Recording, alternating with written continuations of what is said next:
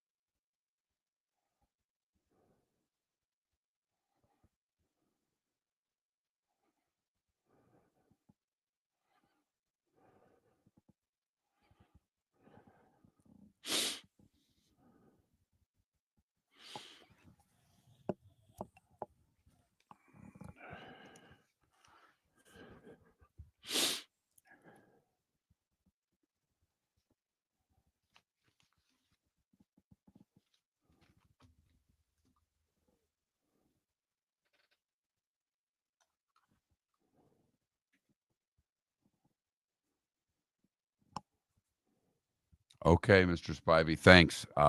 Appreciate it. Not too worried about them, and that's great that they mentioned us. But, thank you.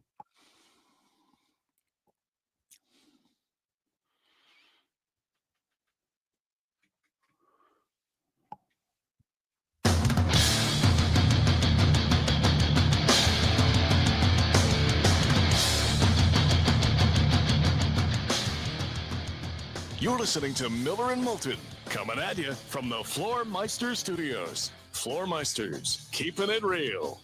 And now, here's Mark Miller and David Moulton. Top of the morning to you on this Tuesday, where even if I knew the game was fixed, I'd still be on the wrong side of it. How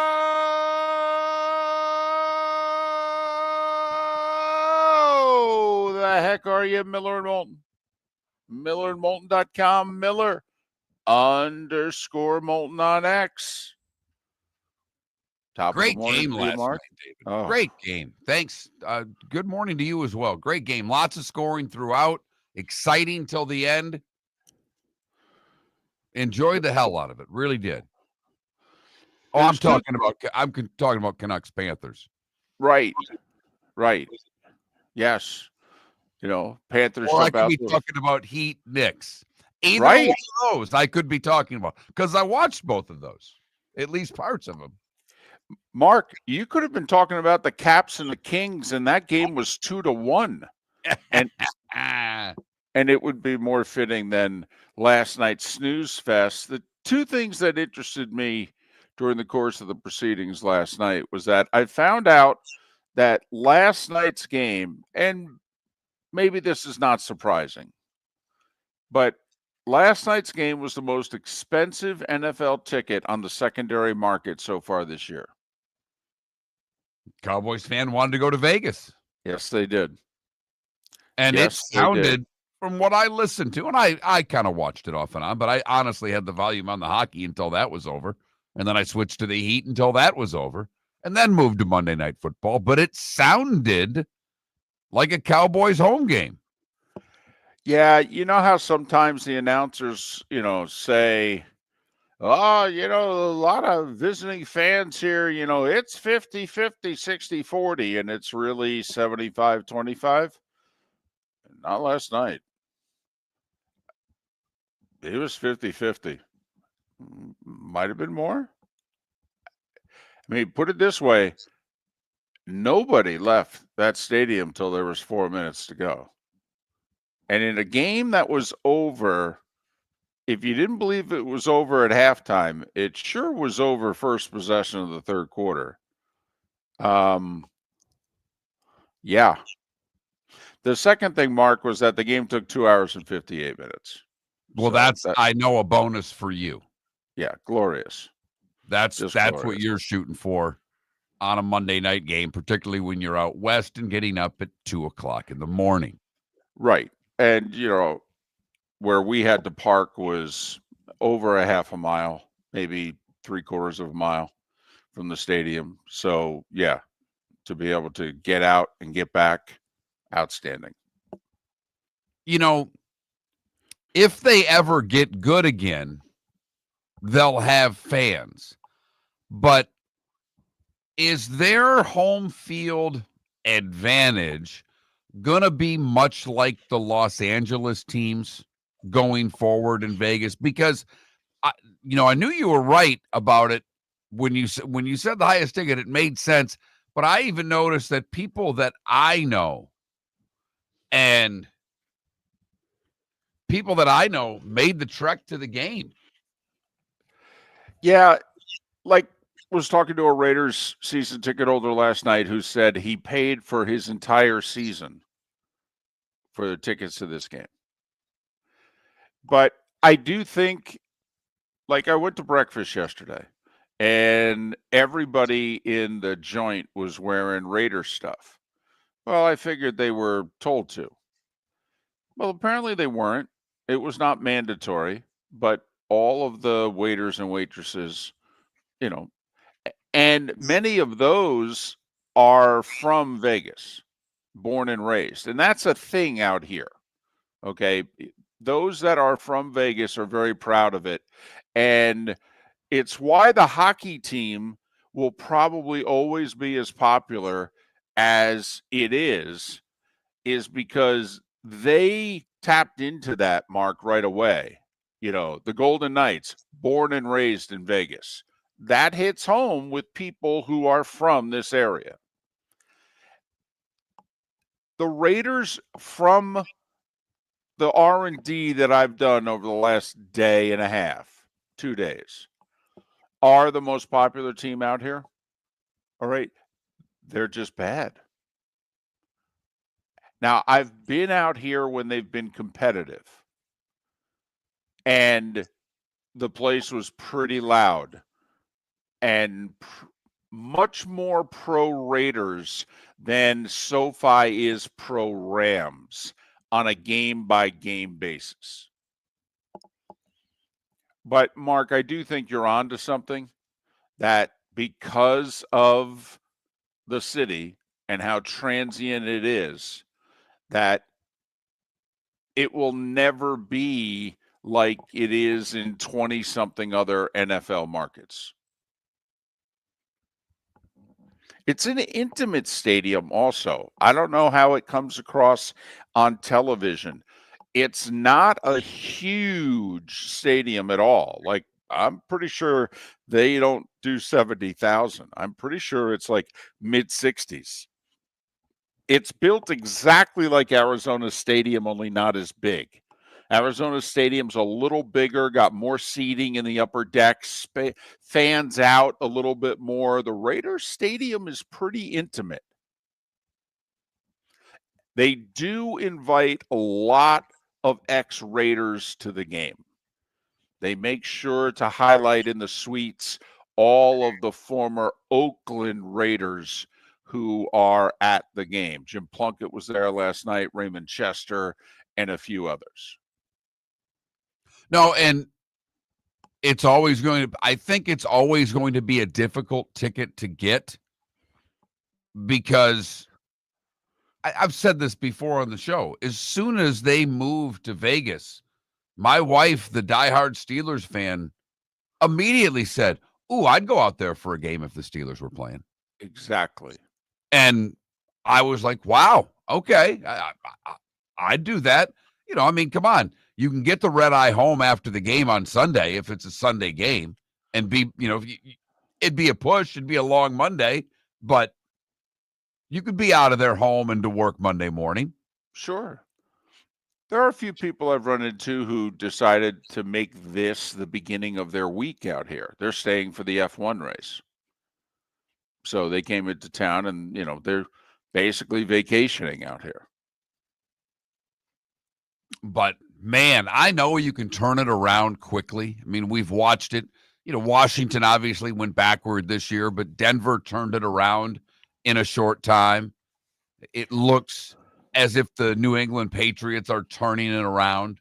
But then for every one of those, there's a Jets and a Dolphins and a Browns who seemingly just spin their wheels, and somewhere between awful and NFL purgatory, which is 7-10, 8-9.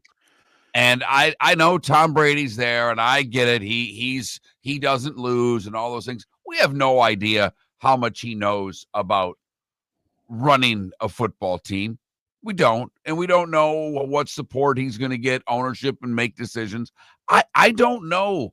They've got a special player in Brock Bowers. They do. They have a special player in Max Crosby. Genty right now, we'll see. Jury's still out. But boy, oh boy, you were up close and personal. How do you see enough there that if they get the quarterback right, they would turn it around quickly? No. I see them as the third worst roster in the league. Maybe the Titans and Saints are worse. Maybe. But you're right, Mark. If I'm the Raiders, I'm beginning the rebuild, retool. I got to trade Max Crosby. I need the picks. I need the 3 first-rounders. And I will say, Crosby's amazing. I mean, he is. They ran away from him most of the night, and they double-teamed him literally on every single play. Every single play. They were bringing the left guard, who's their best offensive lineman. They were bringing the left guard over to be the second lineman to double team him on plays. He's remarkable. The other thing that impressed me, and it may be a little thing, I didn't know that the Cowboys, and I don't know how many of you stayed up and were still watching, but the Raiders turned the ball over on downs on like their own 6-yard line with 2:20 to go. And the Cowboys send the offense onto the field, and Max Crosby comes running onto the field with the defense. First guy on the field. Now, this game's over. They're down 17. There's 2:20 to go. I mean, you don't want to get Max Crosby hurt, do you? But this would be a spot maybe to take him out of the game. He wasn't hearing any of it. Ran right out onto the field. Now, it turned out the Cowboys then decided to take a knee, but at the time that the players are running out on the field, the Raiders don't know that the Cowboys are going to get in the victory formation and take a knee 4 times. So we talked about this, though. This isn't Saturdays. Guys play. Yeah. There's a pride factor involved. I spent my working days in sports and hockey, and there were certain players who it was a really big deal to play all 80 games or 82, depending on the league that I worked in, but mostly 80. It was a big deal that they played in every game, that they were those type of guys. And there are football players that are very much like that. They want to play every play. Yeah.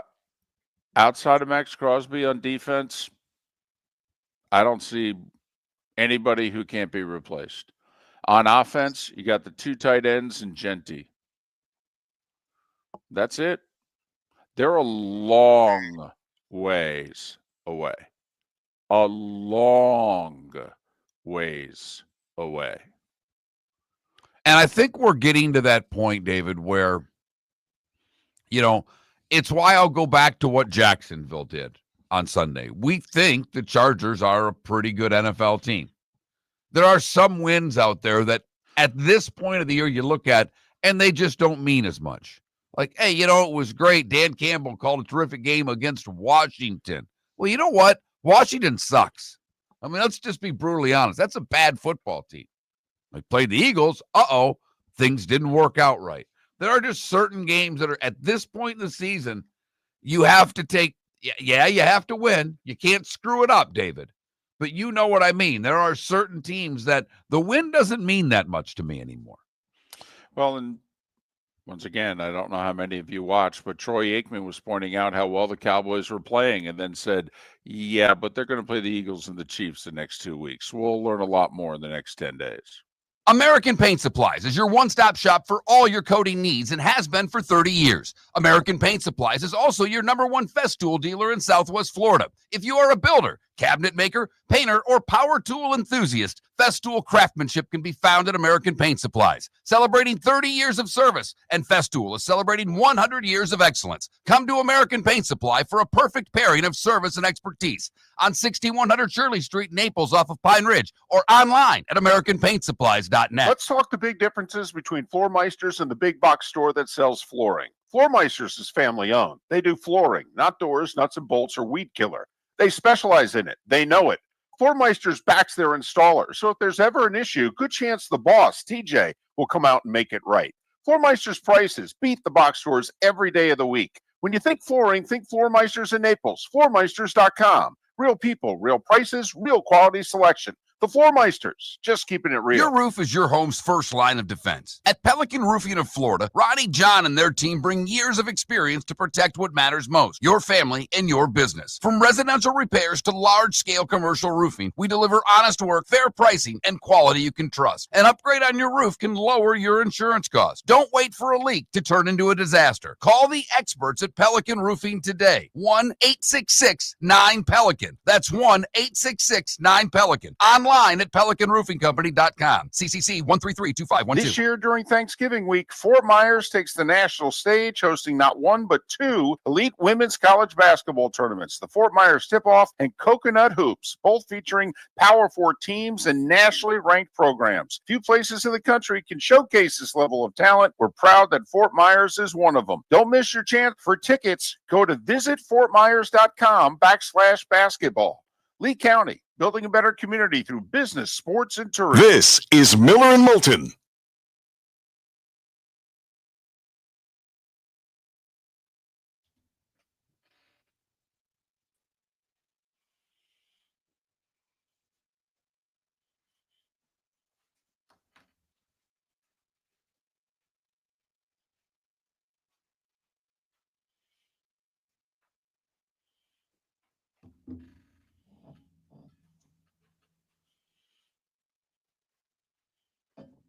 That's an indictment then on their coach if they took the game off, Puck. I mean, it was before their bye week. If they're taking a game off before their bye week, a Jim Harbaugh team, I don't buy it.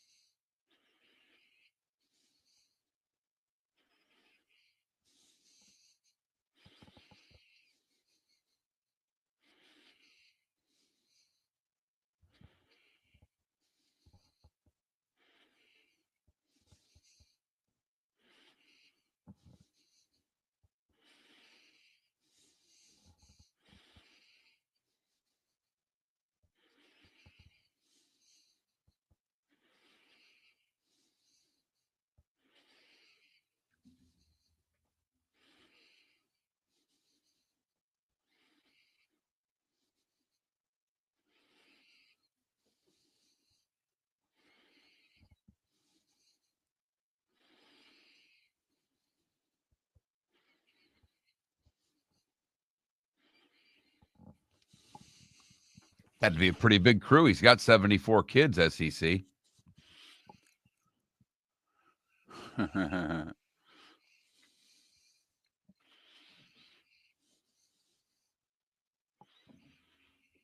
I cursed my mom last week because she said she didn't like the TV commercial. I said, stop it.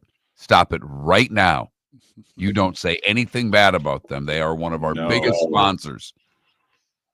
Tells you how much she listens to my show. Exactly. But she got cursed by all the old women that she plays cards with when she said it. They all went, no. They all went, we love it. We've watched their whole family grow up. I mean, all the old biddies just jumped down my mom's throat for it. Good. Yeah, that's what I told him. I'm like, are you serious right now? I gave it to her. I'm like, I don't ever want to hear it. Don't speak those words in my house. I go, and if you need anything done at your house, they're doing it.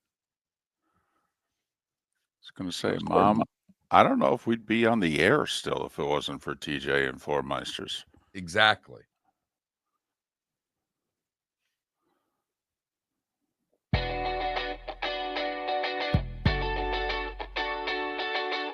You're listening to Miller and Moulton. And now, here's Mark Miller and David Moulton.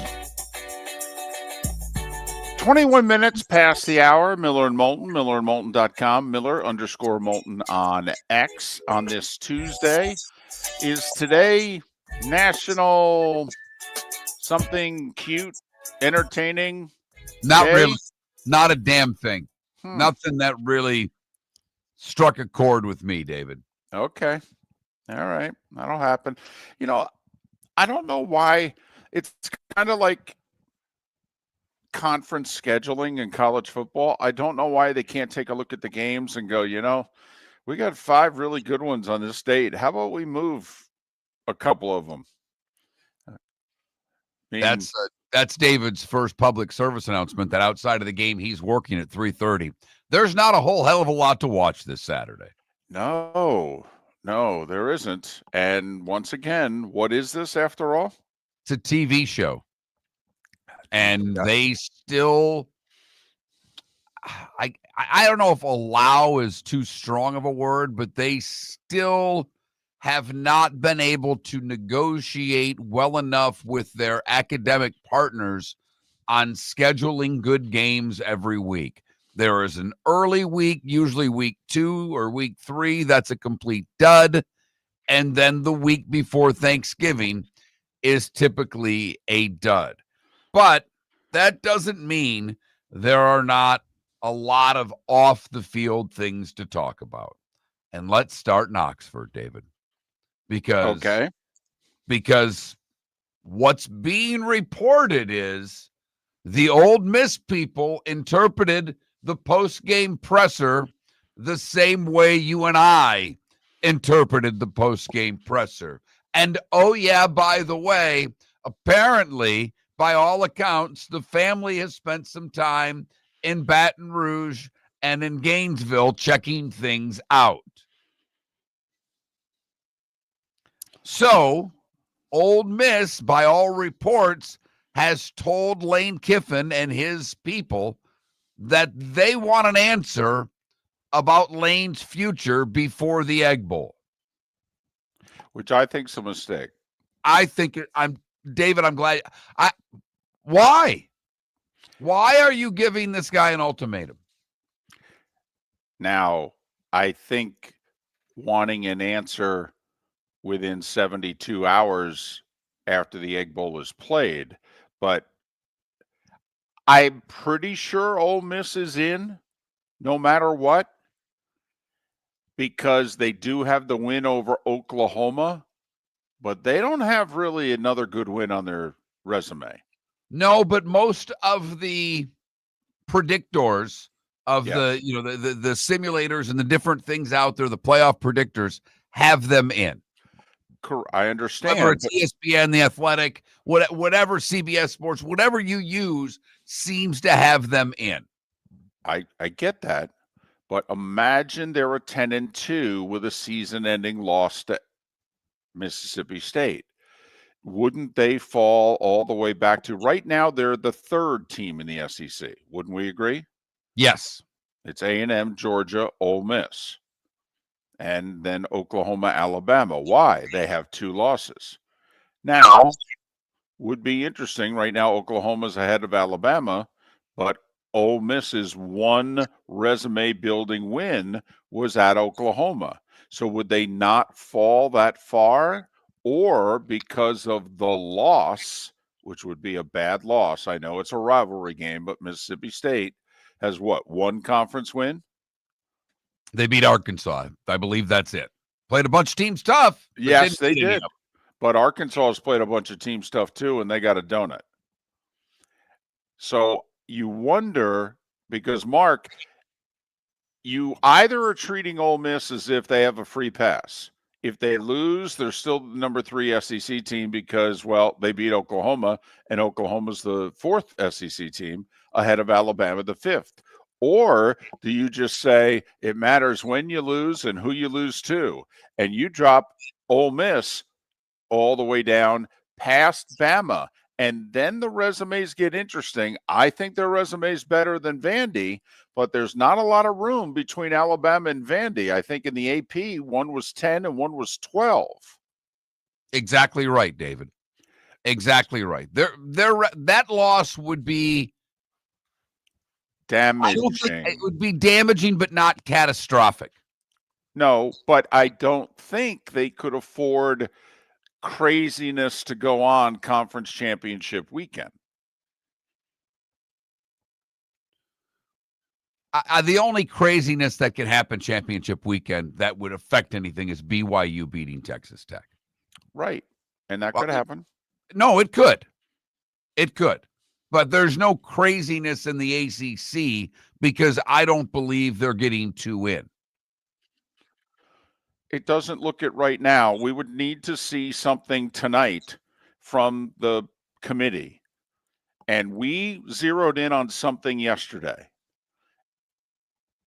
For the ACC to have a chance to get more than 1 bid, they got to get their best or 2 best teams ahead of Vandy in the rankings. Right now, Vandy's 2-loss season is deemed better than Miami's, is deemed better than Georgia Tech's 1-loss season. And Vandy's not making the playoffs. It's not happening. Don't care if Vandy...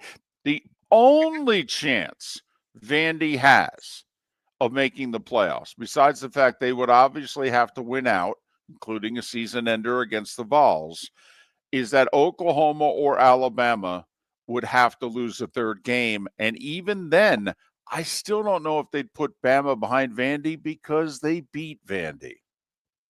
That would be rich, David. I mean, think about it. Alabama gets in over Vandy because they beat Vandy, but Notre Dame gets in ahead of Miami, and Miami beat. I mean, that would be something. Yes, I would love to hear them try to explain that one away to us. And they would give you a whole bunch of gobbledygook, and it would ultimately come down to, guys, they're Alabama. Hello? What have you been saying? It's a TV show. But you're right. You know, where are Miami and Georgia Tech ranked tonight in relationship with BYU and Vanderbilt? Those to me are a big deal. Yes. Yes. We think it is. We think it is. We're just looking at how is the SEC not going to get 5? There's only 2 ways they could not get 5. Well, I guess some of their teams could fall apart. But it's for the Big 12 and or the ACC to get a 2nd bid. Because now you start to do the math. 5, 3 for the Big 10, 2 for one of those 2 conferences, 1, 1, 1. Does that add up? So a lot that can still happen tonight will be interesting when you look at teams 11 through 15, if you will. How are they going to stack those teams up? We all know they can change it week to week. They've done it before. They have no problem doing it. But The indicator tonight would be how our 11, 12, 13, 14 essentially ranked. And then obviously the other big story from college football yesterday, Virginia Tech got their guy. They did. James Franklin chose Virginia Tech over Arkansas. Arkansas wanted him, and he chose Virginia Tech.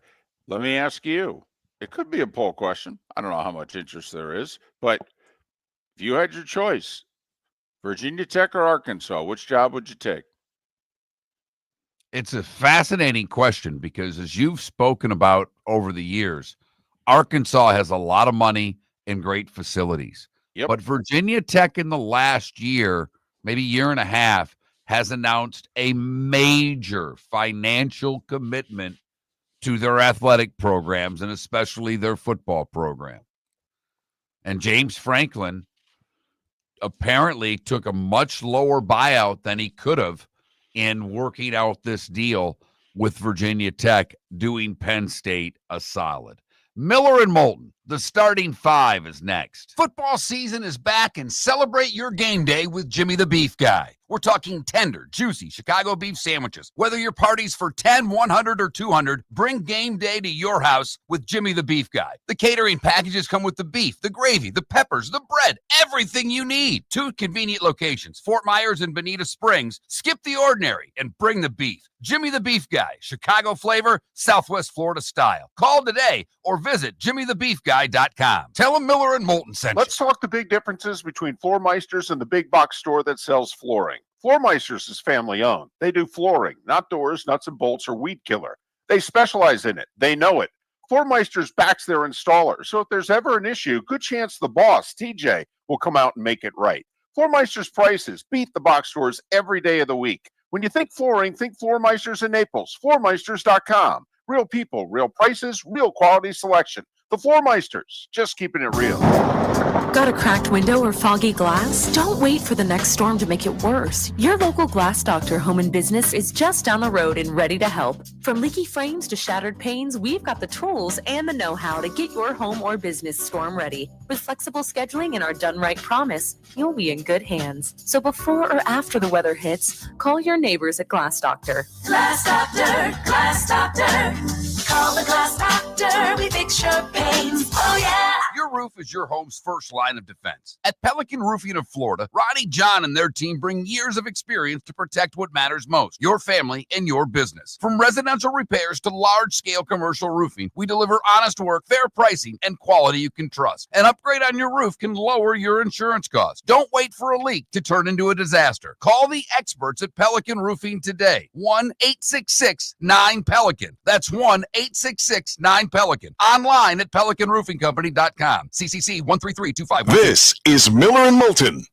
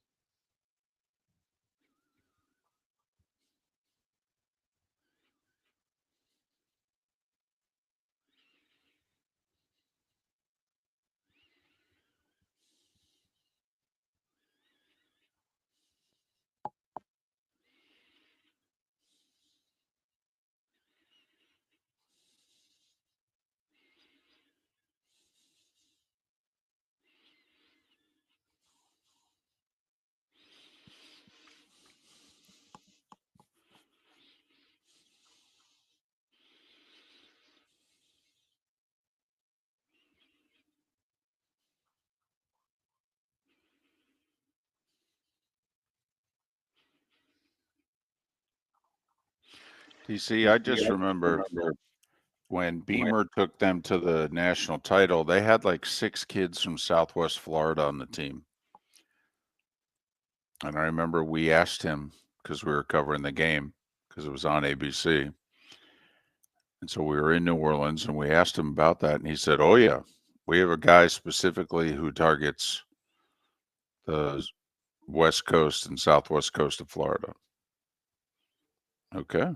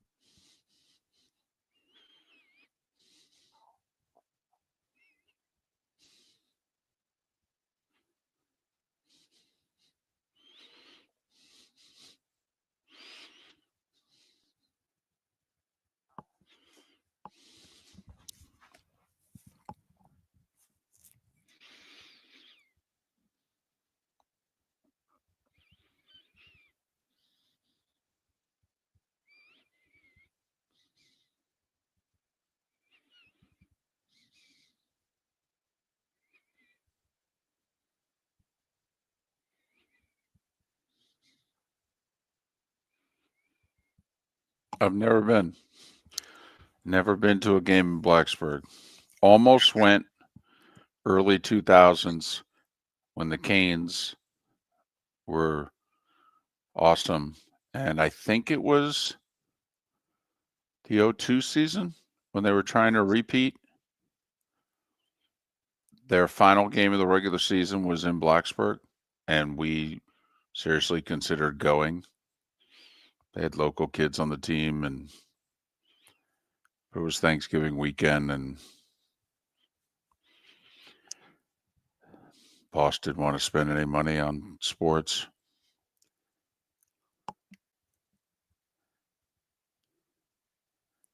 "2002 was kind of the beginning of the end of my TV career. When the station I was at wouldn't send us to the Fiesta Bowl with Miami and the Natty, and wouldn't send us to the Super Bowl with the Bucks in it, with 4 kids from Southwest Florida who played on the team. 4.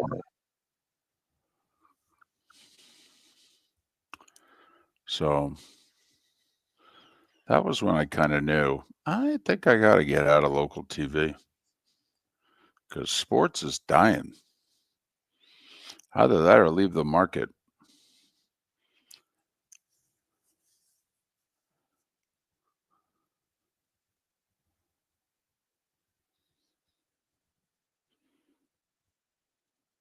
Yeah, I resigned. I was 2 years and 3 months into a 5-year contract.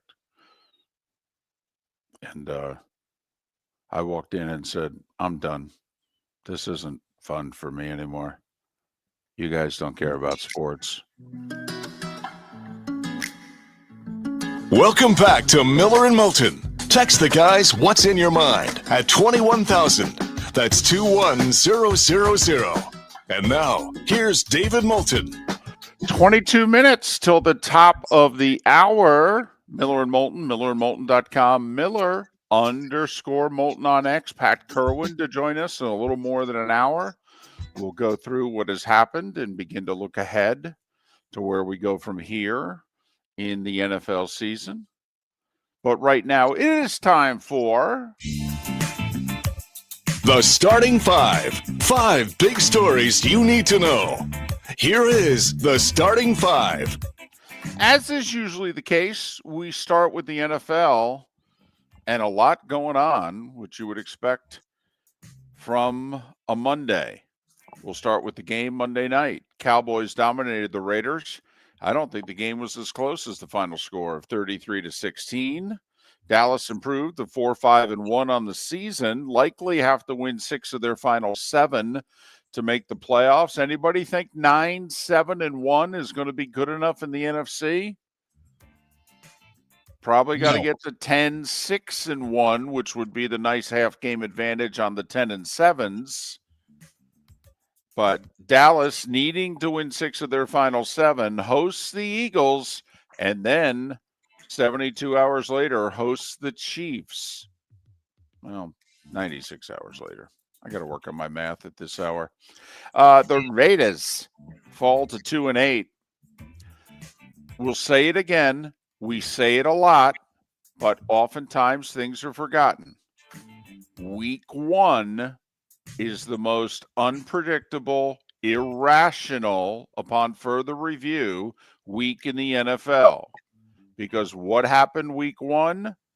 The Raiders went into Foxborough and beat the Patriots. One team is now 9-2. The other is 2-8.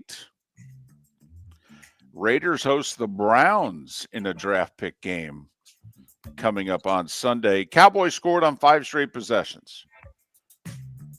Kicked a field goal and then 4 straight touchdowns from late in the first quarter to first possession of the third quarter to put the game away. Next week, 4 teams on their bye. The Dolphins, the Commanders, the Broncos, and the Chargers.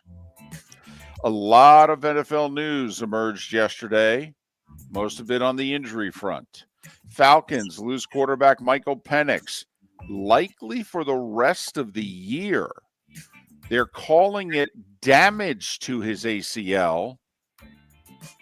They're not saying it's a complete tear. Penix, if you recall, one of the things working against him coming out of college, entering the draft, he was older, he was 24, because he missed 2 seasons because he tore both ACLs while in college. He's apparently suffered some knee damage again. And the word is the Falcons are going to hold him out for the rest of the year. Wondering how much of it is the injury and how much of it is 3-7. Bengals wide receiver Jamar Chase suspended a game. We talked about this yesterday. There was recent precedent. How could they not do the same to Chase? Well, they did. Suspended a game for spitting at Jalen Ramsey. Chase continues to deny that he did it. The NFL basically says, yeah, we looked at the film and we don't believe you. Bengals host the Patriots this week. Another break for New England. You need these type of things. Go back last year and check the second half of the season, how many backup quarterbacks the Commanders ended up facing because of injury. Now, the little thing, you're the Patriots. Hey, Bengals can be a problem on offense. You have a great secondary, but come on now. Their wide receiving core is good as any. And now Chase isn't going to play? That's a nice little break that the Patriots are getting.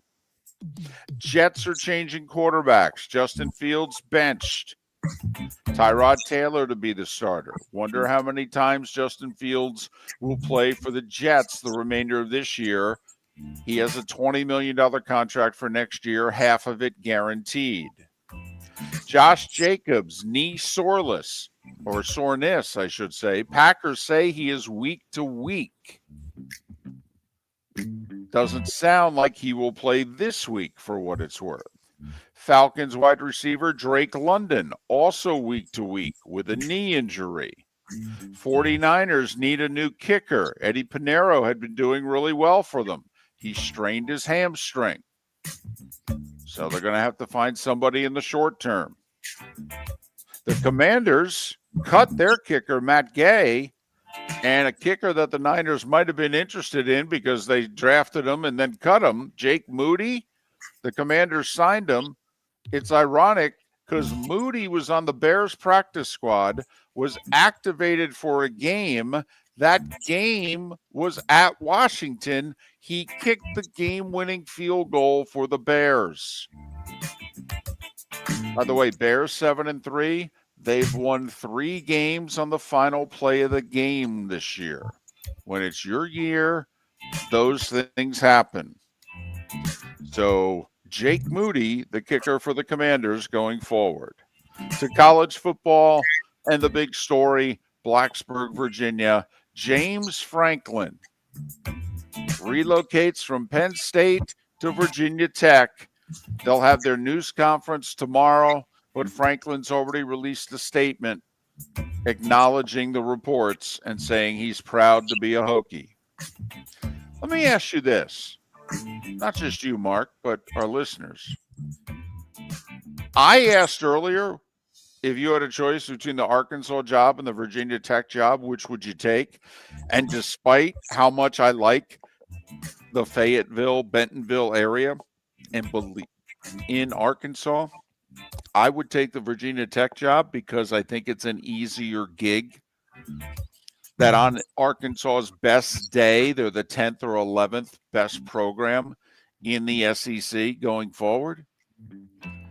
Where do you think Virginia Tech is if they get their act together? And on their best day? On their best day? Yeah, if they have it together the way Beamer had it in the late 90s through a good chunk of the 2000s, where is Virginia Tech in the modern ACC? I think they can be a top 4 every year. Look at if assuming, and it's a terrible way to do this, but if everyone has their act together, so to speak, they're behind Miami, Florida State, and Clemson. That's all. I mean, I'm sorry. To me, with those schools, they've got to. Doesn't mean that they can't be the best once every 4 years, sure, but they're still 4th to me if I were ranking schools as to where I would want to go work.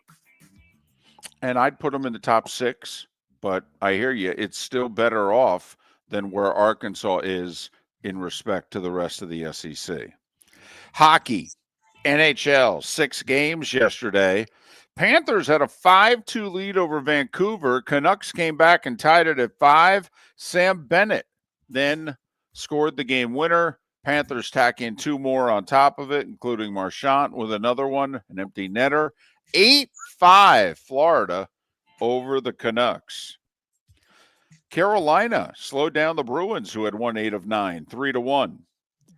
This is the type of loss that gets somebody fired or gets a trade made because the locker room needs to be shaken up. How does Edmonton lose to Buffalo, period? Never mind 5-1. If that doesn't have legs, then the Oilers are going nowhere. Washington, Ovechkin with the game winner, number 903 in his legendary career. Caps 2-1 over the Kings. Columbus blew a 3-1 third period lead, but ended up beating Montreal in a shootout 4-3. And Anaheim at home beat Utah in overtime 3-2. Bunch of games in the NBA. Heat hold off the Knicks 115-113. Miami 6-1 at home. The Knicks are 0-4 on the road. Cleveland, they beat Milwaukee in part because Giannis had to leave the game in the second half. He's got a hamstring or a groin injury. Those can be tricky.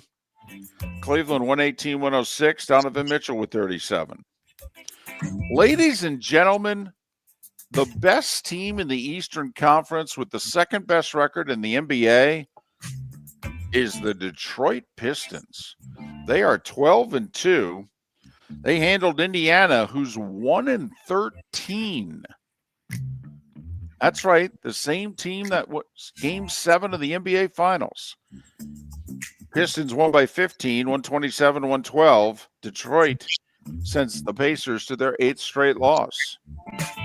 The Clippers lost in Boston, 111-108 on Sunday. They then went to Philly, had a 10-point lead going to the 4th, and lost to the 76ers, 110-108. Nice win for Philly. Clippers are like 4-9 on the season. Ouch. Toronto, by the same score, beat Charlotte 110-108. They've won 8 of 9. Minnesota, T-Wolves have won 5 of 6. They throttled Dallas 120-96.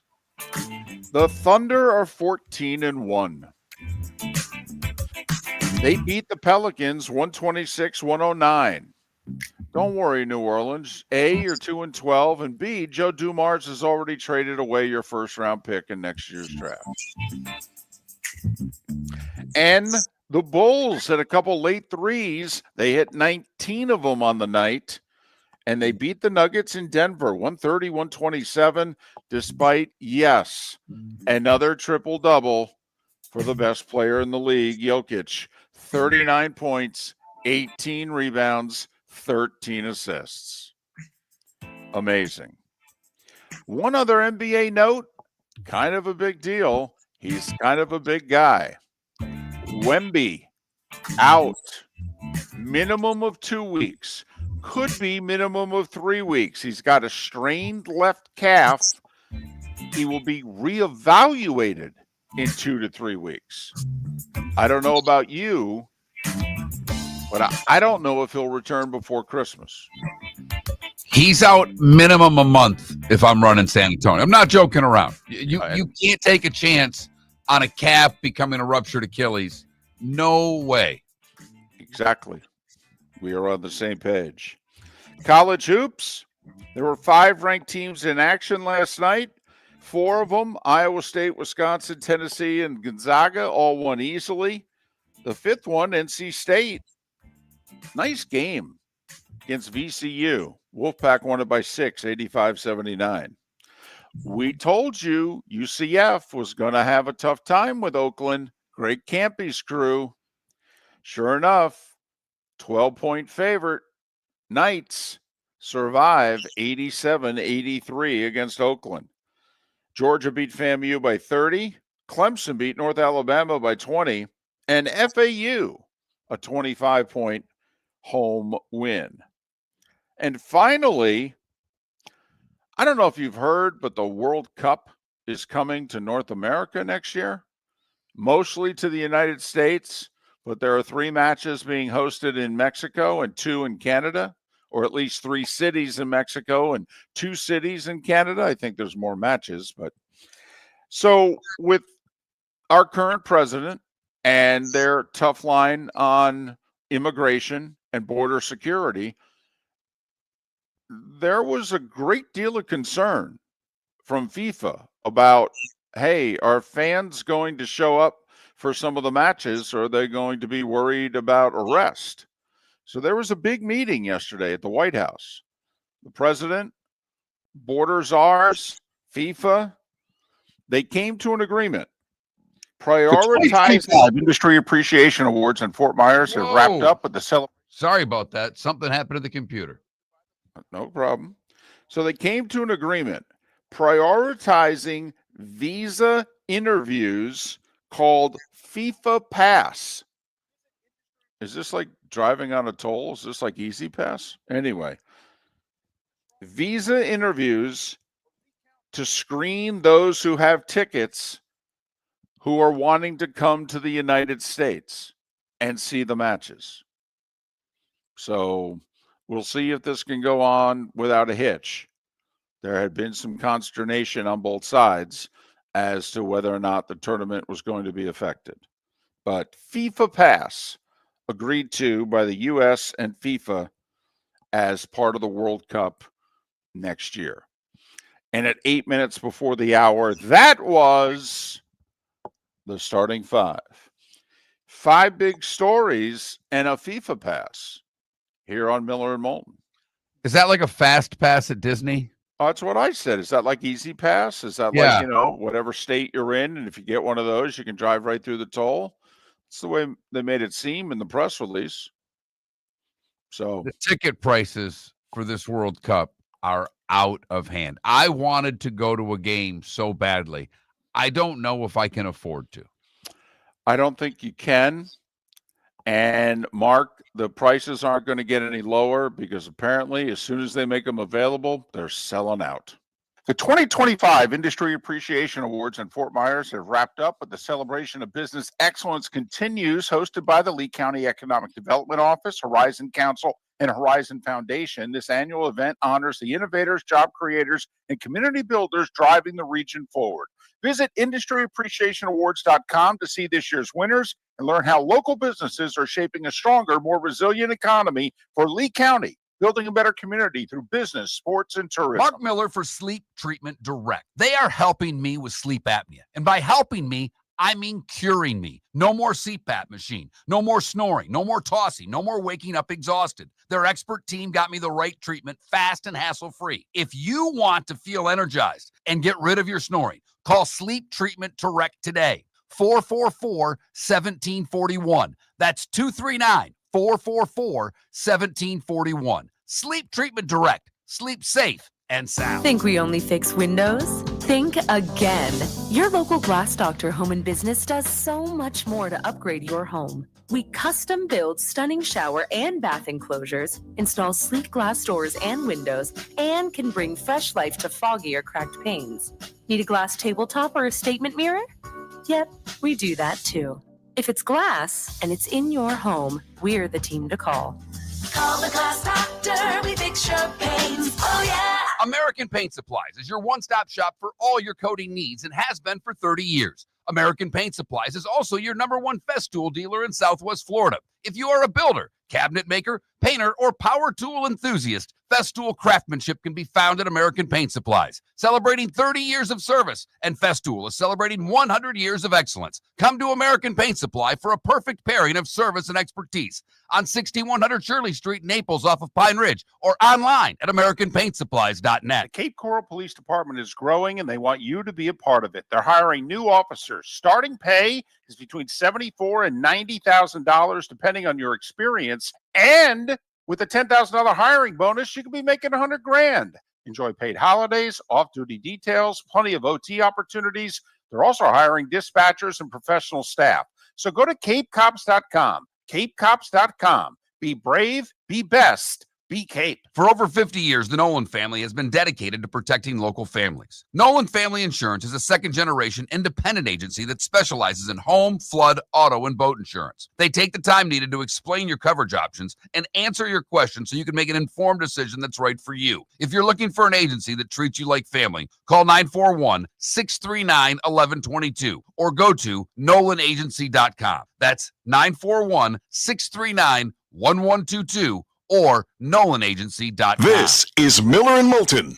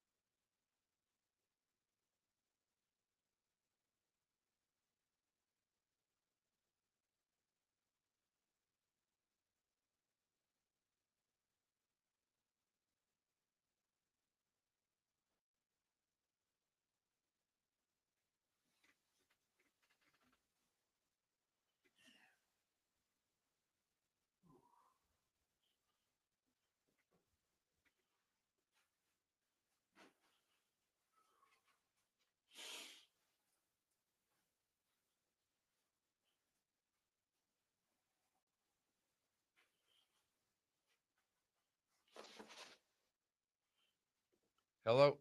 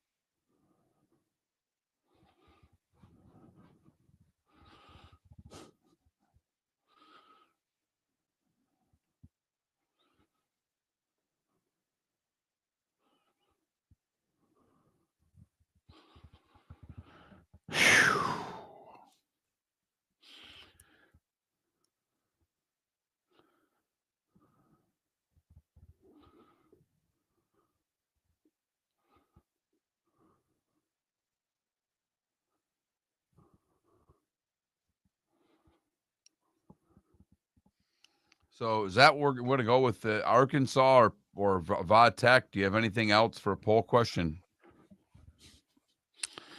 No.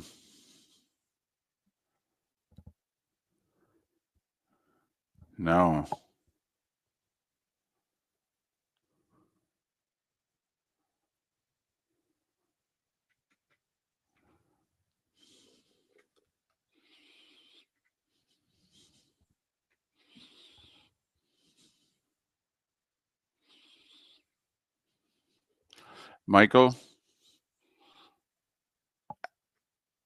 how many people you think are going to make sure that they find a way to watch Cleveland at Las Vegas because of Shedeur Sanders? Right. And Michael, it's a 4:05 game. It is not on anywhere. You won't get it where you live. You will have to be in the Cleveland or Las Vegas markets to even get the game, because the 4:25 games are the national games, which is the Eagles and the Cowboys. Trust me, Red Zone won't put it on that much. It is the one game. No, CBS has the Jags and the Cardinals. Right. Also at 4:05.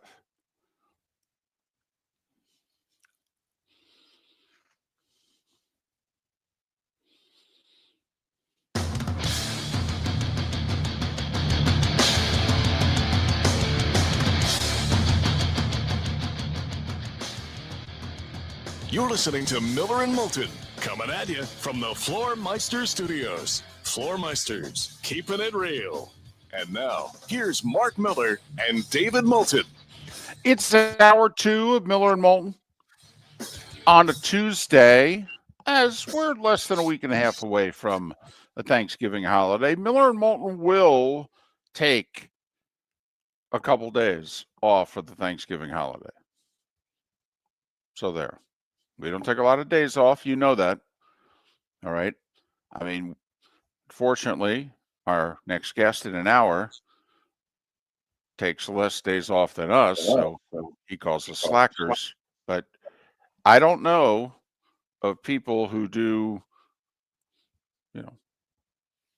5 shows a week of 4 hours a show who take off less time than Miller and Moulton. Except for and it's mainly because we can't afford anyone to fill in for us. In fact, it's not mainly. It's right. Exactly why we don't take more time off. See, here I am trying to pat ourselves on the back, and you're basically like, yeah, I don't know what to tell you. We're broke, and we can't do it any other way. So then there's that. If you'd like us to have a little more time off, there are a few sponsorships still available, like the good folks of Lee County who brought you the starting 5. The starting 5 brought to you. And tourism. I had the banner up and everything for you, David, and then I had a computer breakdown during the segment. There was a lot going on. It's been a hell of a morning.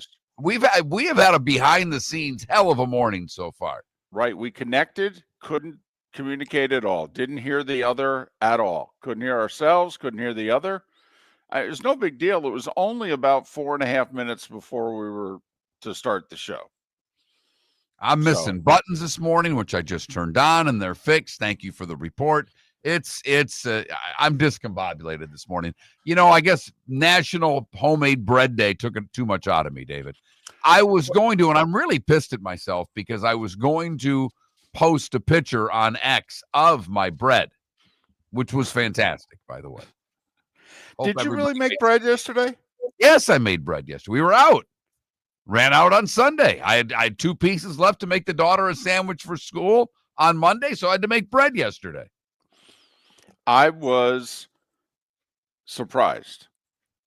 I just flippantly said, come on, how many of you out there make bread? Wow. There's a lot of you that make bread. Very impressed. I'm surprised, but impressed. I'll have to make a few loaves this week, David, because I've got to have the bread for the breadcrumbs for the stuffing for Thanksgiving. Now that, I understand the Thanksgiving holiday that maybe somebody would do, but I was just asking regularly, weekly bread, and man, there's a lot of you that do it. I appreciate all the offers of, putting a loaf aside for me. I appreciate that. I do. Believe me. Wish I could take you up on it. Pelican Roofing of Florida text line is always open. 21,000 is the number. The keyword is Miller.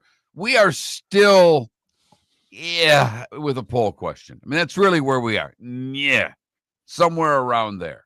Because all we have is, what do you think is the better job, Virginia Tech or Arkansas? And we're not sure that's a good poll question in Blacksburg or Fayetteville.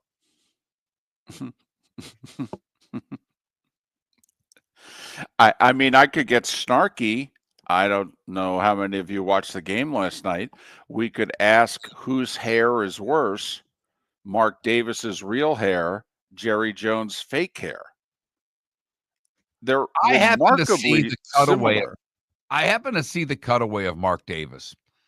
And I've got to be honest, there's something about him that I really like and would love to get a few minutes, not on air, at the owners' meeting at the back bar, not at the main bar, at the back bar, and just be able to ask Mark a few questions, because Mark appears, and look, there are a lot of rich people who also are able to do this, that despite the way he looks, he thinks he's got unbelievable game. You guys showed a cutaway of him, and it was with some entertainers, and they were all beautiful people. And then there's Mark Davis talking to these, three very attractive women.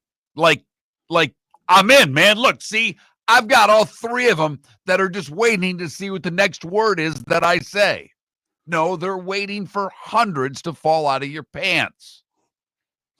Wow. Is that where we keep our wallet these days? Most people do keep their wallet in there. Most people that still carry wallets keep them in their pants. Okay.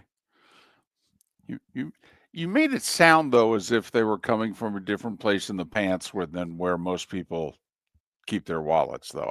Maybe that's just how I took it. That's all. Could be. Miller and Moulton on this Tuesday. Can I ask two stupid questions?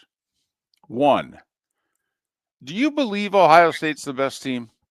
Or do you believe that they're a really talented team whose schedule has kind of fallen apart, and I'm not sure? No, I believe they're the best team. Okay. I'll give you my reasons why very quickly. One, that defense is elite. They have studs everywhere on that defense. Everybody that you talk to, when you look at draft position and guys playing on Sunday, that defense is special. It is very well coached, too. Matt Patricia may not be a good head coach. He may not be a good offensive coordinator. The man knows how to coach defense. I was going to say, we know that Matt Patricia is a defensive coordinator and Josh McDaniels is an offensive coordinator. They are both outstanding at what they do. If you put them in any other roles, they are not good at it, period. What impresses me, for what it's worth, they have the best receivers in the country, too. This quarterback's getting better. He truly is. But their receivers are uncoverable. Now, I'm going to try to not couch this, but just put this in proper perspective.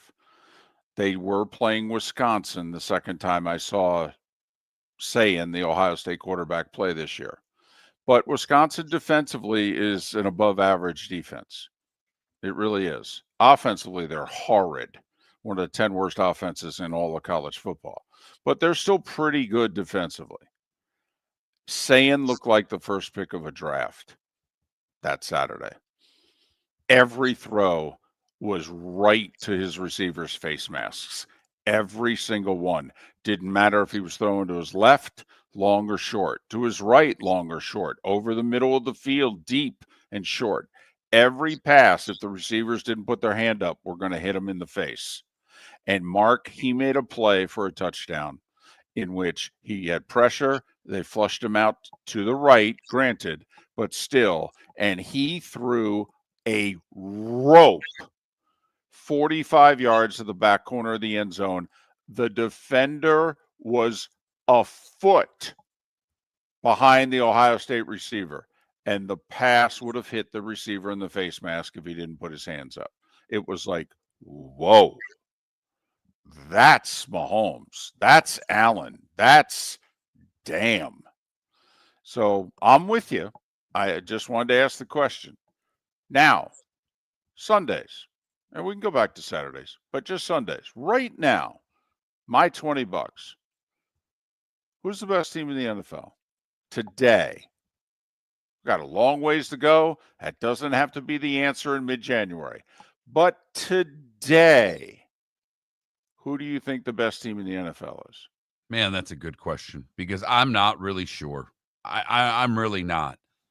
Every good team to me has flaws. You know, I love what Sean Payton's done with the Broncos. I love their defense. I love their fourth quarters with Bo Nix. But they've played with their food so much this year, and they've won. I get it. But they don't have the playoff pedigree, so it's hard for me to trust them. The same with the Patriots. I love what the Patriots are doing, but it seems a year too early for the Patriots.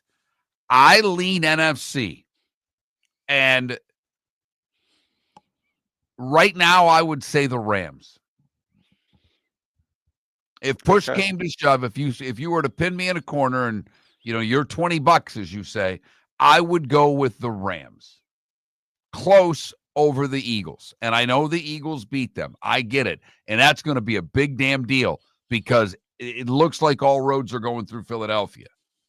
The Rams have played them really tough there twice, but they've come up short. Eagles and Rams tied in the standings, but the Eagles obviously with the head-to-head win, they're the 1 seed, and the Rams would be the 2 seed this morning. Just like how big is the head-to-head Indianapolis win over the Broncos, which was a controversial win because Indy missed a 60-something yard field goal at the gun to lose, only for Denver to be called for climbing over the center. And, did they really? Was the guy blocked into him? Anyway, 15 yards. They moved that sucker up. Indy kicks like a 47-yarder at the gun, and there you go. Colts win. How big is that result going to be 6 or so weeks from now? But I actually think it's a lot bigger than we talk about because I don't know if you said it. I don't know if Pat said it. I don't know if I heard it somewhere else, but we don't ever, in basketball, when teams go to play the Nuggets, we talk about the altitude. We don't seemingly talk about it with the Broncos the same way. It is a difference in the second half, in the fourth quarter, if they're hosting that game. Anybody see Chris Jones in the fourth quarter Sunday? Chris Jones was on one knee on the sidelines for a good chunk of the quarter, exhausted. And I'll give this, Chris Jones played his butt off, played his best game of the year. He was a force Sunday. But fourth quarter, yeah, in the altitude, for a big guy, that could be a problem. Here's what I'm just kind of getting at, what I'm kind of throwing out there. Like right now, Alabama, they lost to Oklahoma. Mark, if they were to make the playoff today, Alabama would not get a home game. They went from having a bye to probably now not getting a home game. Yet how many people, just kind of like, remember, Ohio State was the 8 seed last year and rolled in 4 games. In the NFL, like Alabama on Saturdays, would you bet the Ravens right now? 4 down and seemingly a whole lot more to come because the Ravens have gotten healthy. And what did we say before the season started, Mark? It was the best roster in the league. It was the best roster in the league. So, Lions 6-4, Ravens 5-5. American Paint Supplies, celebrating 30 years in Naples, is proud to be the exclusive Farrow & Ball dealer in Southwest Florida. The best thing to come from the UK since the Beatles, Farrow & Ball has the colors and paints at American Paint Supplies. See why all the designers and painters choose Farrow & Ball. For 30 years, American Paint Supplies provides the perfect pairing of service and expertise on 6100 Shirley Street in Naples off of Pine Ridge or online at AmericanPaintSupplies.net. American Paint Supplies is your one-stop shop for all your coating needs. Let's talk the big differences between Floormeisters and the big box store that sells flooring. Floormeisters is family owned. They do flooring, not doors, nuts and bolts, or weed killer. They specialize in it. They know it. Floormeisters backs their installer, so if there's ever an issue, good chance the boss, TJ, will come out and make it right. Floormeisters prices beat the box stores every day of the week. When you think flooring, think Floormeisters in Naples. Floormeisters.com. Real people, real prices, real quality selection. The Floormeisters, just keeping it real. Your roof is your home's first line of defense. At Pelican Roofing of Florida, Ronnie John and their team bring years of experience to protect what matters most, your family and your business. From residential repairs to large-scale commercial roofing, we deliver honest work, fair pricing, and quality you can trust. An upgrade on your roof can lower your insurance costs. Don't wait for a leak to turn into a disaster. Call the experts at Pelican Roofing today. 1-866-9-PELICAN. That's 1-866-9-PELICAN. Online at PelicanRoofingCompany.com. CCC 1332512. At the Diamond District, we know what you want. Experience wall-to-wall diamonds during our Diamond event, November 21st through 23rd. This is our biggest event of the year, featuring an expanded collection of GIA certified diamonds, designer jewelry, and exclusive collections from Takori. This is the perfect time to start your holiday shopping. More diamonds, more choices. November 21st through 23rd, only at the Diamond District. At the Diamond District. This is Miller and Moulton.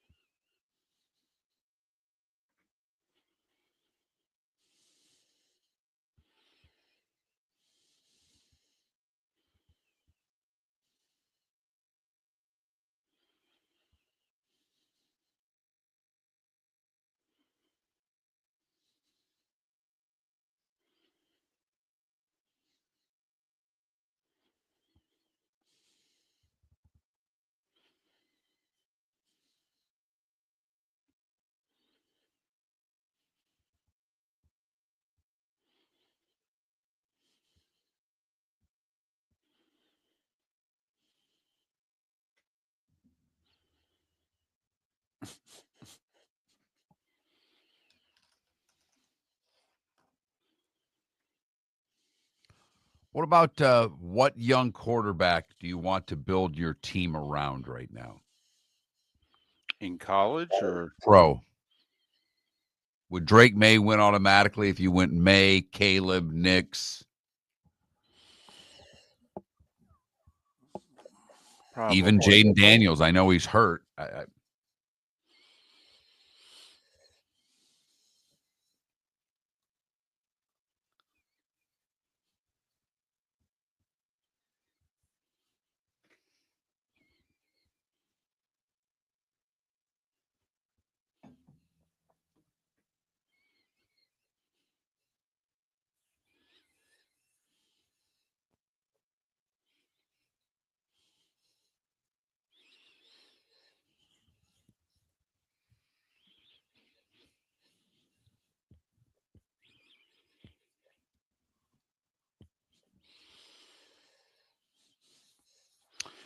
Mine is, Ryan. It was up 2 weeks ago.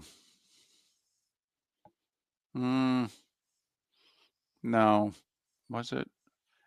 No. You know, Ryan, it's a good poll question. It just depresses me so damn much that it's. It is a good poll question, though. Yeah, ours has been up 10 days. Oh, yeah. Drake May, Jackson. I mean, do you take Drake May off and you go Caleb, Jackson, Dart?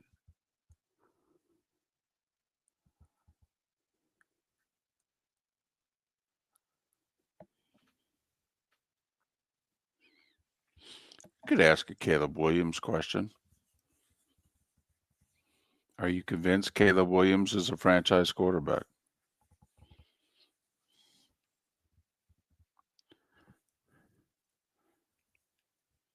How about Bryce Young? You're listening to Miller and Moulton. And now, here's Mark Miller and David Moulton. Approaching 21 minutes after the hour. Miller and Moulton. MillerandMoulton.com. Miller_Moulton on X. We're getting involved in an interesting discussion during the commercial break. And if you take us in via twitch.tv/Miller and Moulton or on the Miller and Moulton YouTube channel, you were a part of it. For the others, first off, we have people who continue to recommend poll questions for us, and we're appreciative of that because we struggle with it. And we admit it. It's a weakness. But I like the one, is your Christmas tree up yet? Well, hell, then it's going up. If you like it, it's going up. Do you know why? Because I don't have to think about it anymore. Also, Mark's just trying to be nice to me because he picked up 4 games in the standings on our head-to-head picks on NFL games this week. Mark's back in first place. 2 weeks ago, he was 5 back. So, Mark's is like, man, my co-host sucks. I got to be nice to him. He doesn't know a damn thing about football. By the way, I did put the poll question, is your Christmas tree up yet? And the choices are yes and hell no. Well, I'm a yes. 10 days ago, that Mark Miller, the David Moulton, Miller_Moulton on X. All right. I'm going to go somewhere that you probably hate that I'm going. Okay. Just give me a minute. I will. Because I don't think you care very much about this award, even though there was a time you voted on it. Right. Are we given, it appears right now that Mendoza from Indiana has won the Heisman.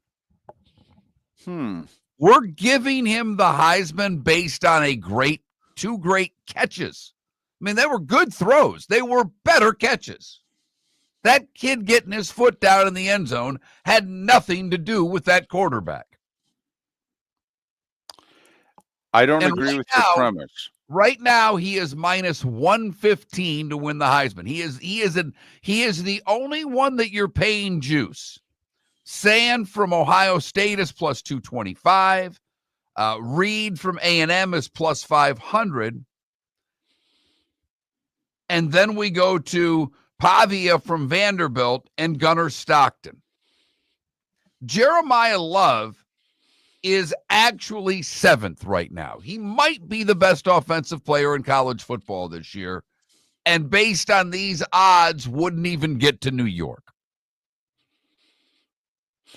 I don't agree with your premise because to me, I think the Heisman, and I'm trying to think of a scenario in the next 2 weeks which could change the scenario I'm about to lay out. Don't you think the Heisman's going to be awarded to the quarterback who has the best performance in the Big Ten championship game? Could be. I mean, if Sayin and Ohio State beat Mendoza in Indiana, don't you think the Ohio State kid wins the Heisman? I think it depends on how the game goes. I do. Well, okay, but that's what I said. Don't you think, yeah, it's possible that, that the losing quarterback could be terrific. Okay. And I do think Mendoza will have the lead heading into the game for the Heisman. But I've seen Heisman's lost conference championship Saturday. I mean, Tua's name was engraved on the Heisman. And he was terrible. And Hurts had to come in and bail him and Alabama out in the third quarter of the SEC title game. And Kyler Murray ran away with the award. I mean, that thing was done at 4:00 in the afternoon Eastern that Saturday. Tua was winning the Heisman. And 2 hours later, it was like, well, we can't give it to Tua. Who do we want to give it to? Can I just say this? He's not going to win the Heisman. I hope he gets invited to New York. But if Pavia and Vandy run the table, including beating Tennessee in what will be probably the biggest Vandy-Tennessee game in 50 years, to post a 10-2, if we had a most valuable player award, would you give it to Diego Pavia? Like, is there anyone in college football more valuable to their team than Pavia? David, I may argue the running back from Notre Dame. Okay, and that's fine. I mean, I might argue the running back from Notre Dame. Fair.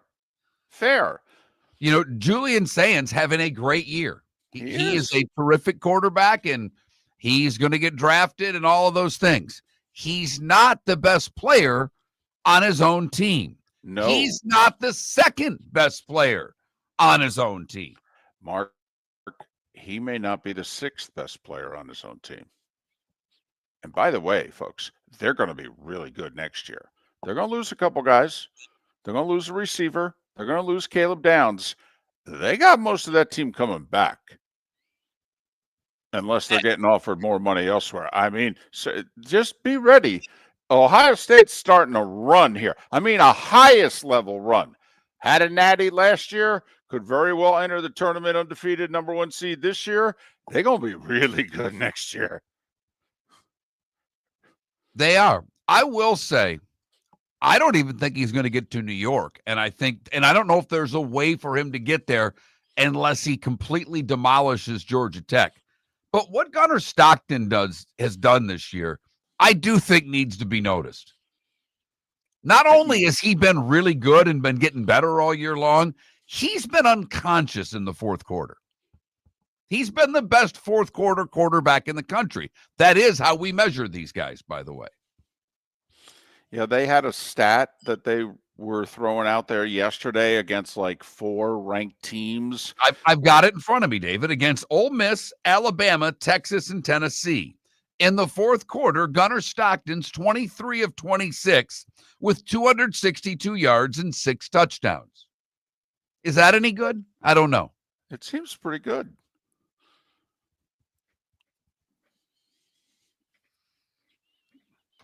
Did get a text from one of our mutual friends there, more mine than yours, but he once said Pavia is the best player in the country. No? And then chased it with, oh, blank, I agree with David. Sorry about that, sir. I'll try not to do that anymore. My bad. So just Now, the Heisman Trophy is supposed to be, quote, awarded to the best player in college football that season, unquote. We know that's not what the award has become. The award has largely, not every year, but largely become the award given to the starting quarterback on one of the top 3 teams in the country. Because you're right. When I asked who's the most valuable player, and I made my case for the Vanderbilt quarterback, you said, well, how about the Notre Dame running back? Well, how about the Georgia Tech quarterback? Especially if he were to beat Georgia. And Mendoza probably makes that list. He's incredibly valuable to Indiana. They would not be where they are without him. But I guess we talked about this a little earlier this week. The win against Oregon was tremendous.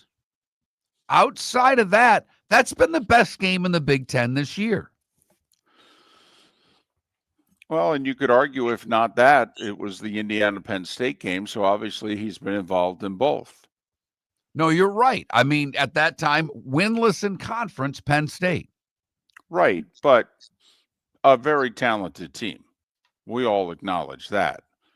I mean, what's gone on this year is remarkable. I mean, unforeseen. You should listen to the coaches and players at Penn State, by the way. They're in shock. They really are. They're like, we have no idea how this happened. We're trying too. I mean, we still care. Remarkable. Pat Kirwan in a half an hour on Miller and Moulton. For over 50 years, the Nolan family has been dedicated to protecting local families. Nolan Family Insurance is a second-generation independent agency that specializes in home, flood, auto, and boat insurance. They take the time needed to explain your coverage options and answer your questions so you can make an informed decision that's right for you. If you're looking for an agency that treats you like family, call 941-639-1122 or go to nolanagency.com. That's 941-639-1122 or nolanagency.com. Let's talk the big differences between Floor Meisters and the big box store that sells flooring. Floor Meisters is family owned. They do flooring, not doors, nuts and bolts, or weed killer. They specialize in it. They know it. Floor Meisters backs their installer, so if there's ever an issue, good chance the boss, TJ, will come out and make it right. Floor Meisters prices beat the box stores every day of the week. When you think flooring, think Floor Meisters in Naples. FloorMeisters.com. Real people, real prices, real quality selection. The Floor Meisters, just keeping it real. American Paint Supplies, celebrating 30 years in Naples, is proud to be the exclusive Faro and Ball dealer in Southwest Florida. The best thing to come from the UK since the Beatles, Faro and Ball has the colors and paints at American Paint Supplies. See why all the designers and painters choose Faro and Ball. For 30 years, American Paint Supplies provides the perfect pairing of service and expertise on 6100 Shirley Street in Naples off of Pine Ridge or online at AmericanPaintSupplies.net. American Paint Supplies is your one-stop shop for all your coating needs. The Cape Coral Police Department is growing, and they want you to be a part of it. They're hiring new officers. Starting pay is between $74,000 and $90,000, depending on your experience. And with a $10,000 hiring bonus, you can be making $100,000. Enjoy paid holidays, off-duty details, plenty of OT opportunities. They're also hiring dispatchers and professional staff. So go to CapeCops.com. CapeCops.com. Be brave, be best, be Cape. This is Miller and Moulton.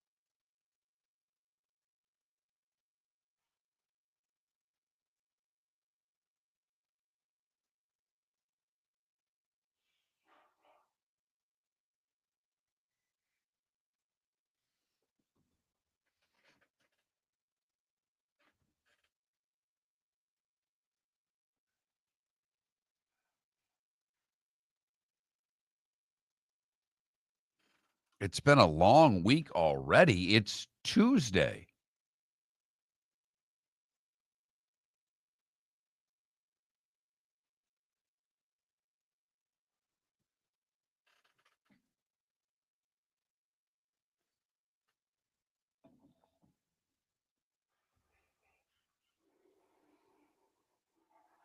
I'll tell you what, Aurora, your Commanders should be able to get a really good offensive lineman where they're going to draft.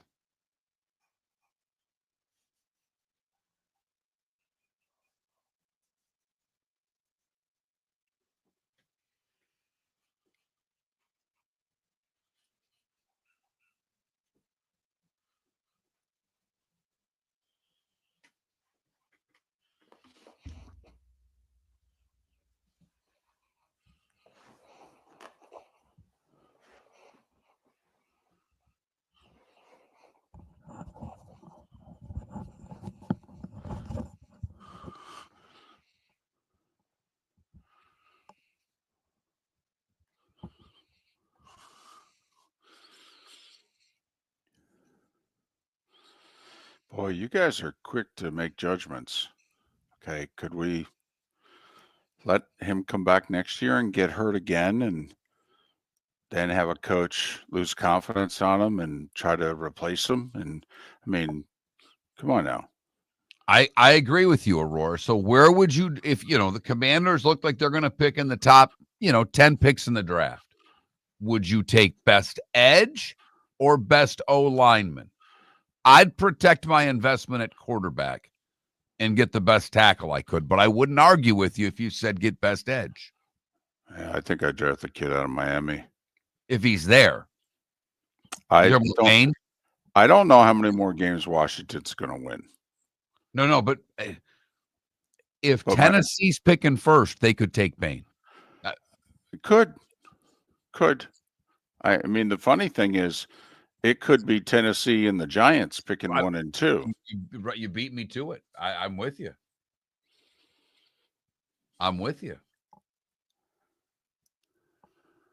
No, I think Raheem's job's over, Fly Panda Fly. I think that ship has sailed.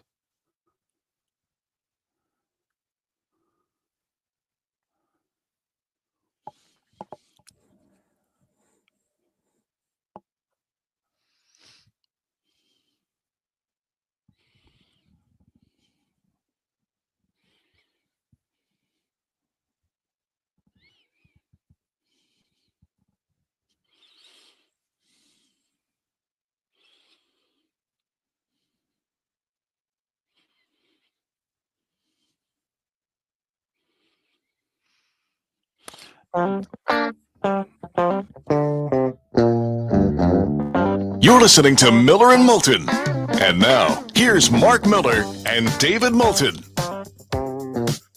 22 minutes till the top of the hour. Pat Kirwan will join us at the top of the hour on Miller and Moulton, millerandmoulton.com, Miller_Moulton on X.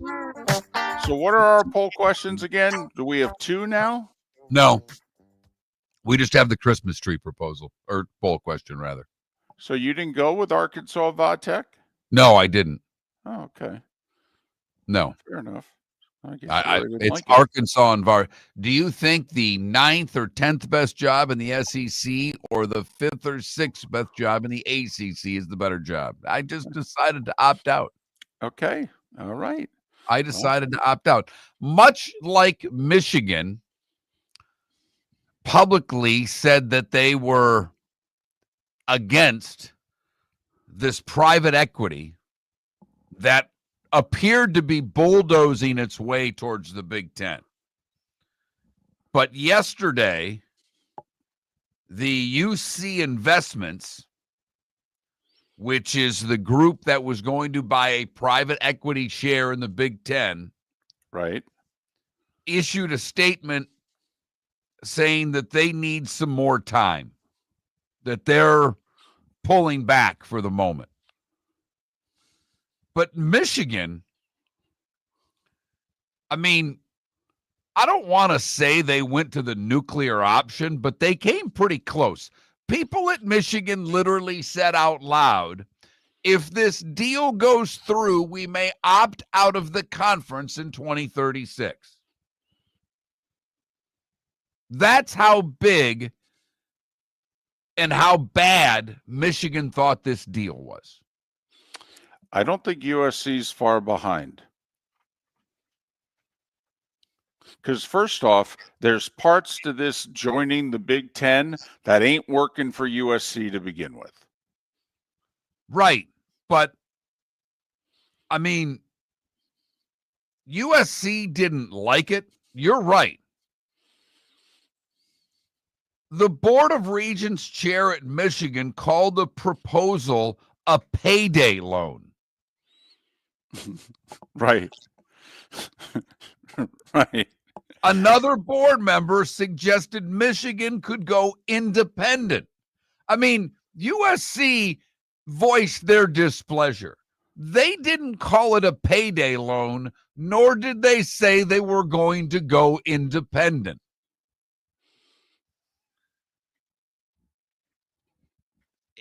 I find this story fascinating because by all accounts,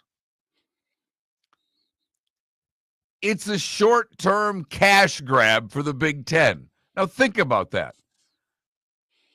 It was $2.4 billion being suggested.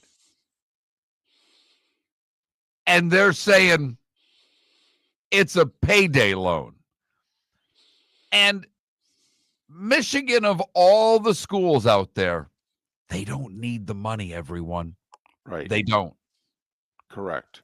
Which is what Michigan and USC, and to some extent Ohio State, have told Tony Petitti. Ohio State's not necessarily a yes. They're not a no, but they really don't want to do this. But if literally the Big Ten lined everybody else up, Ohio State wouldn't stand in the way of the deal. But they don't feel that they need it. They, along with Michigan and USC, feel this is a loan that the other schools in the conference need to pay off debts. Can I have a question? I know I've said this before. Could somebody out there, could somebody who's part of a private equity, could somebody who's staggeringly rich and listens to this show and has never, ever texted us before, go to 21,000 keyword Miller and text and answer this question? How in the world does the private equity firm get their investment back? That's all they're about. There's two kinds of marketing: sales, in which the cash register needs to ring, or you just want to get your name out, marketing, image, and what have you. Yeah, private equity ain't about that. Private equity is about cash, profit. Could somebody explain to me how they're going to get their money back? And if you can, isn't it at the expense of all the schools in the conference? There you go. Because essentially, the Big Ten would become immediately a 19-team conference. Right. The 18 member teams and private equity. And going forward with any new media deals, they're going to get theirs. And I wonder, if you're giving them that much money, Mark, are you not just the 19th team? Are you 19 and 20? I think you're closer to that. Like Tim in our chat room says, I'm a Big Ten guy. USC leave, Michigan grow up. No, I actually think Michigan's right here. I think this is a great short-term move for the Big Ten. Long-term, I don't like it at all. Yeah, I think you need to figure out how to pay. This is basically and maybe I'm just dumb, David. You and I, we don't have a lot of money. We both wish that we did. But this to me is like spending a bunch of money on a credit card and then having to pay the interest that you can't afford. That's the only way that I interpret this. I don't see, and I know for the Minnesotas and the Michigan States and the Marylands and the Rutgers that they think this solves their short-term problems, because most of these schools are running at a debt with their athletics, even with all of the money coming in, because they're trying to figure out how to spend that $20 million that they're allowed to pay players now. That hit them, and somehow they didn't see it coming, and they financially weren't ready for it. But I applaud Michigan and USC for standing up to this, because I don't think it's the right move for the Big Ten. I think this is a bunch of ADs that aren't going to be there in 10, 15 years trying to save their hide now. I mean, if the Big Ten were a company, I think I'd understand it, because in theory, wouldn't the hedge fund be coming in saying, listen, we're going to invest in your company, but we're going to also then take the money and we're going to invest it in better places than where you're investing. We're going to make more money with now our money. That's how we're going to get our money back.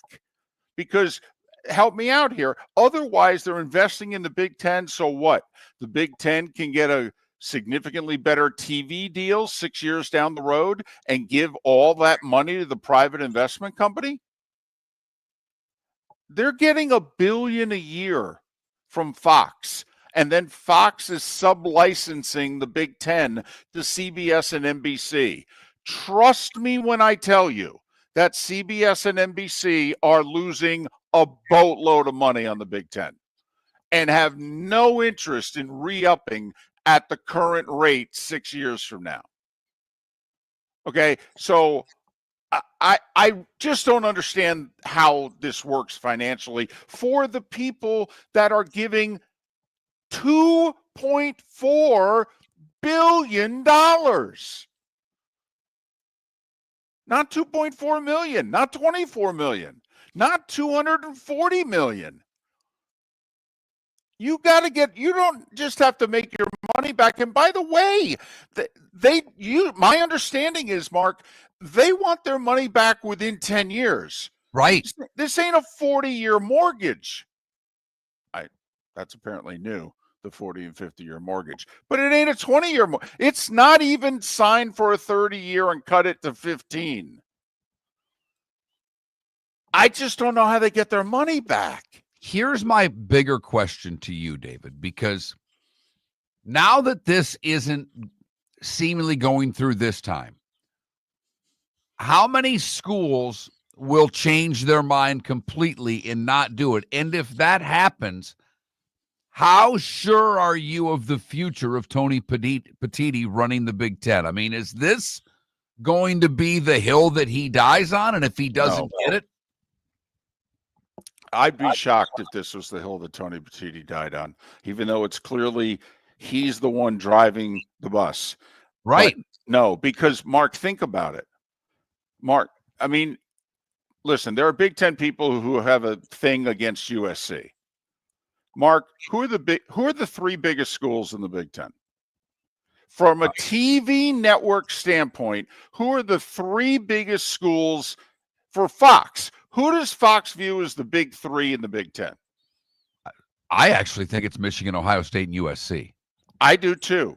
I mean, I didn't know where you were, but it's Michigan, Ohio State, and USC. And two of them are a no, and the third has said publicly they're more no than yes.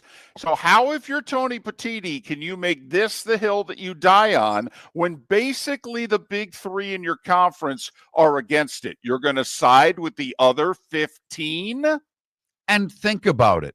If they don't sign it, and all three of them in 2036, when the grant of rights is up, says we're leaving and go independent, go super conference, go to the SEC. I don't give a damn. But if you lose Michigan, Ohio State, and USC, what is the Big Ten? Really? What is the Big Ten? They've had a handful of important games all year already anyhow, compared to the SEC. Like, you don't need those schools. They're what's keeping you propped up. They're the reason you got the TV deals that you got. I'm not a big lawsuit guy. Sorry for all the lawyers out there that want to advertise. We'll gladly take your money. Okay, I'm not saying that what you do isn't good. And hey, isn't if you want to join, I'll sue David if it helps you bring something on. But I'm just not. I've had opportunities to sue, and I never have.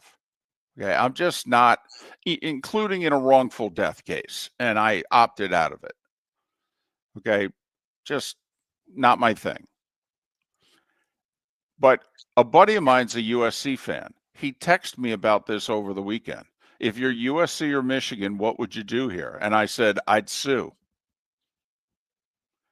And you have to understand, coming for whatever it's worth and whatever you think of me, all right, that's like 2 of the last 5 words, if you know me at all, that you'd expect to hear from me in life. I'd sue. But I would if I was USC or Michigan, Mark. I really would. But the deal has been put on hold for now. Yeah. On hold. Because remember, there are still 15 teams in the Big Ten that really believe they need this money. Michigan doesn't need it. USC doesn't need it. Ohio State doesn't need it. The rest of the conference, they think this is their way to keep up with the Joneses. I think it's a terrible idea. But this isn't going away. Now, the Big 12, they looked at private equity and said no. The ACC really hasn't looked at it at all, and the SEC really hasn't seriously looked at it at all.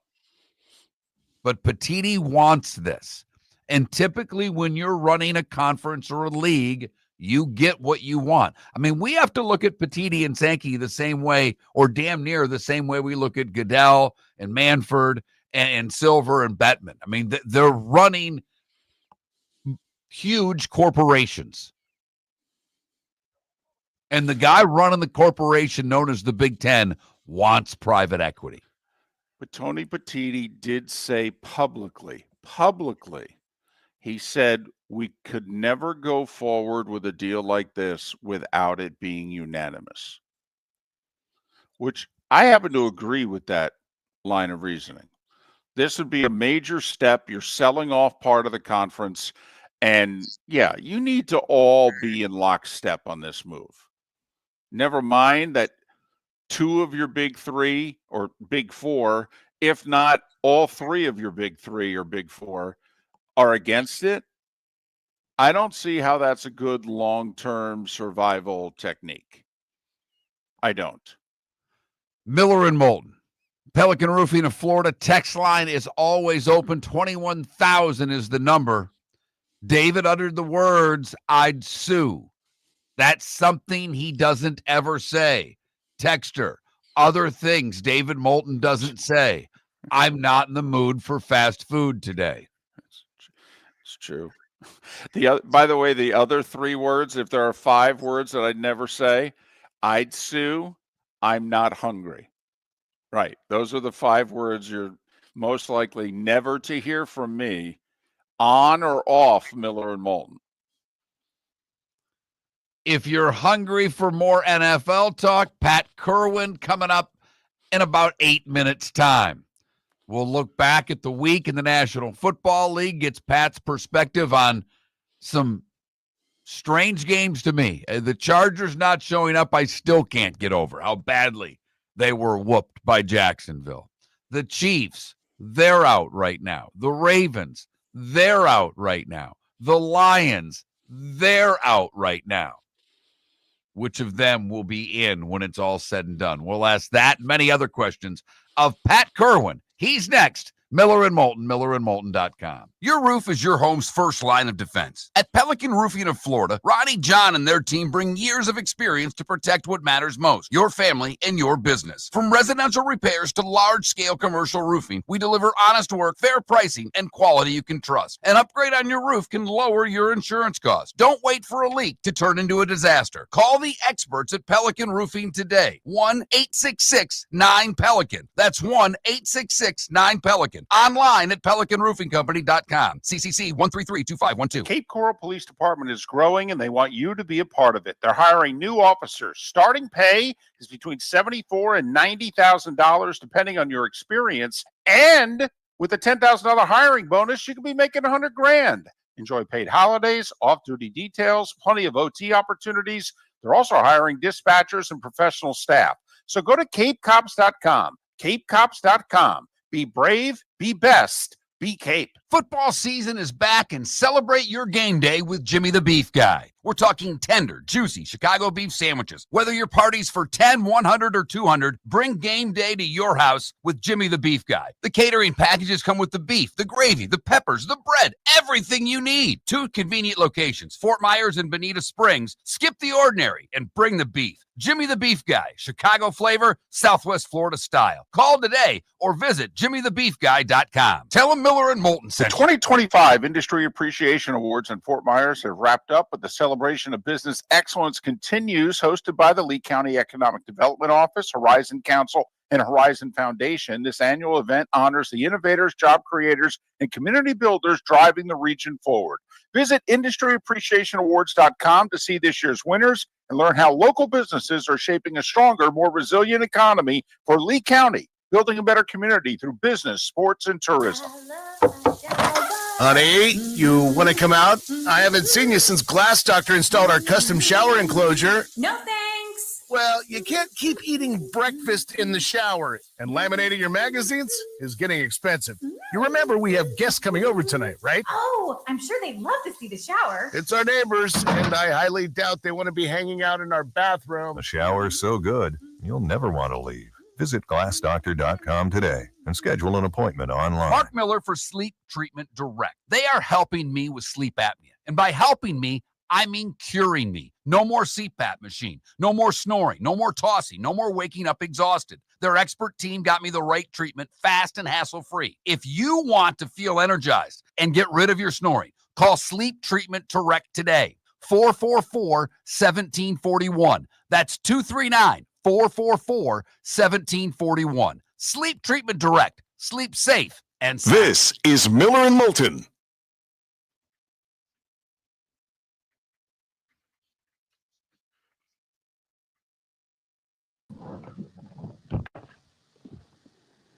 Hello, Pat. Good morning, fellas. How are you? Good. How you doing? I am doing well. I am just recovering from my trip to Denver.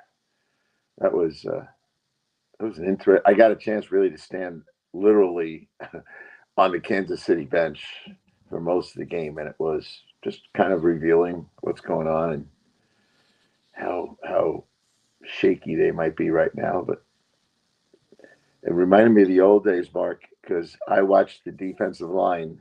Remember Elway had all the records for comeback wins and fourth quarter, all that stuff.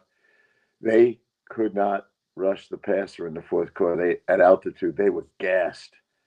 And they were just, poor Jones, he tried hard, but he was leaning on the guards. They couldn't do it. I just felt like it was how it was when we tried to play Elway. We brought 10 defensive linemen thinking we could rotate them through real fast and try to stay. We couldn't do it, and they couldn't do it either. They might be pretty dangerous at home, Denver Broncos. It was a fun day, though. And, it's funny. I'm looking at, and I don't know how accurate it is, but the app that I use to get just that I keep up, it's called Score. They have a little strength of schedule thing next to it. I don't know where they get it from, but the Broncos 29th, the Patriots 31st, the Colts 28th. Yeah. So, you look at the rest of the way, the one's still very much up for grabs. Yes, I think the one is. But it's kind of, if you think about the label that Bo Nix is getting, it's about the fourth quarters.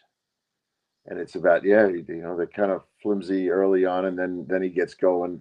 I'm telling you, I'd like to I'll probably do a little on this afternoon on how many of those were at home, because he really had his way at the end. Because he could have a little bit of happy feet. I watched him early, and I watched enough of him getting ready, but he knew they couldn't get to him, and it was pretty damn dangerous. Anyway, I was laughing a little bit about, what is it? Words David would never say. I'd sue. I'm not hungry. Yes. Well, I'm going to add one when we go on the air. Okay. Yes. After all these years, I'm entitled to have one of my own for you. I like it. Lord. How was your weekend, David? Traveling around? Well, I mean, it's not easy getting to Vegas and getting home, and then Eugene and Frisco, and then Seattle and LA and Boston. I mean, it's going to add up here. But yeah, I did have a really nice Sunday at a sports book, and I didn't place a single bet. But I had never done that before. I always wanted to just do a day at a sports book and take it in. And the loudest cheer of the day, with 6 games decided on the last play of the game, the loudest cheer of the day was when Seattle scored with 2:50 to go, getting 2.5 to trail by 2. Loudest roar of the day. Well, it is interesting. I've never done that, but I've walked by. I just feel like I don't want to be seen in there, and but I've walked by in Vegas, and the enthusiasm level, even at Monmouth Racetrack, when they have the betting there, those guys, and what fascinates me is the amount of women that are in those places. Yeah, there were a ton. They love it. Sunday. Yeah. A lot of stimulation, obviously. Huge screens. Yeah.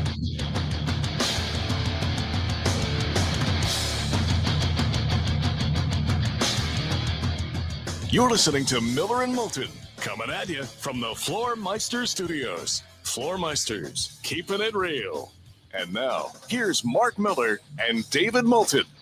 We are halfway home on this Tuesday of Miller and Moulton, millerandmoulton.com, Miller_Moulton on X. That's halfway home in Jacksonville, Tampa, St. Pete, and Fort Myers, Naples. Final hour of the show, Live Oak Lake City and surrounding areas, Port Charlotte, Venice and surrounding areas. Pat Kirwan joins us at this day and time every week. Pat joins us courtesy of Pinchers. Holiday season, get your gift cards. Go to pinchersusa.com, find the shop button, and get your gift cards for Pinchers, Tampa to Key West and all points in between. Pinchers, where you can't fake fresh. So how was your trip to Denver? Very good. It was kind of like the first day of recovery in the airline business. So I had to go out commercial, and I flew back with Coach Kirwan on his jet, which worked out great. There was a lot of wind in the Northeast, but we had a good time. That part of it has to be part of the equation when answering your question. The game had everything you wanted, and really, Sean Payton. I saw Sean on Sunday morning for a little while, and we were talking, and he was serious about his concept of if we hold them to field goals, those are he called them they're 4-point plays for us. And he goes, they're real good in the red zone, and if they get going like they usually do, we're going to have a problem. But if we hold them to field goals, which at the halftime was 6-6, he goes, we'll be in this thing waiting for the fourth quarter. And then I said to you guys off the air before we started, standing on the sideline for the game on the Kansas City side, it was appreciated my position because it felt like the old days with Elway. The guys who rushed the passer just could not rush in the fourth quarter. They were out of gas from altitude. And you can see how Denver understands how to play at home with that stuff. And I remember us taking 10 pass rushers to Denver to try to stop Elway, and we couldn't rotate them fast enough. And Chris Jones and Omenihu and those guys, at the end of the fourth quarter, you could just see them leaning on the guards. They weren't getting any separation. And I think as soon as Knicks knew they were gassed and weren't coming, he became extremely dangerous, which I think a lot of guys would. I'm not taking anything away from him, but we don't talk about altitude at Denver much anymore. Remember the old days? We always talked about it, but we don't do it anymore. And I had a chance to relive the nightmare called Denver in the fourth quarter when they're throwing. All right. Well, help me out with this, because I've got you on the fourth quarter. Denver's been amazing, and they've won all the close games, so they deserve all the credit in the world for it. Was their ability to keep Kansas City to 3 points before that the Denver defense, or were there flaws in the Kansas City offense? When you look at Kansas City, how broken are they? Well, their problem is the same problem they've had since I met you, Mark, and really since Andy Reid went to Kansas City, and even when he was in Philly. He doesn't like running the ball. And yes, Pacheco wasn't playing, but Kareem Hunt, as always, was playing well. But 13 runs by him, to me, wasn't enough. I thought they had to do more with it, and I thought it would be more effective. Early in the game, which I kind of loved, they were taking deep shots, a lot of them, and overthrowing the ball. The first four, I think, went overthrown in the receivers, and they got a lot of speed on the receiver group. So Jim Miller brought it up yesterday. He said, look, I played in Denver a couple times. You think the air is an issue rushing the passer. It's an issue throwing the ball. And the ball can sail on you. And it looked like that might have been part of it. But Mahomes has a lot of experience there, so I discounted it. But Jim just said, I'm just telling you, throwing the ball there, you got to work on it a lot, and you got to understand that it's going to take off. And I said to him, that kind of reminds me, I did play golf out there, and I've never been a 300-yard driver until I got there.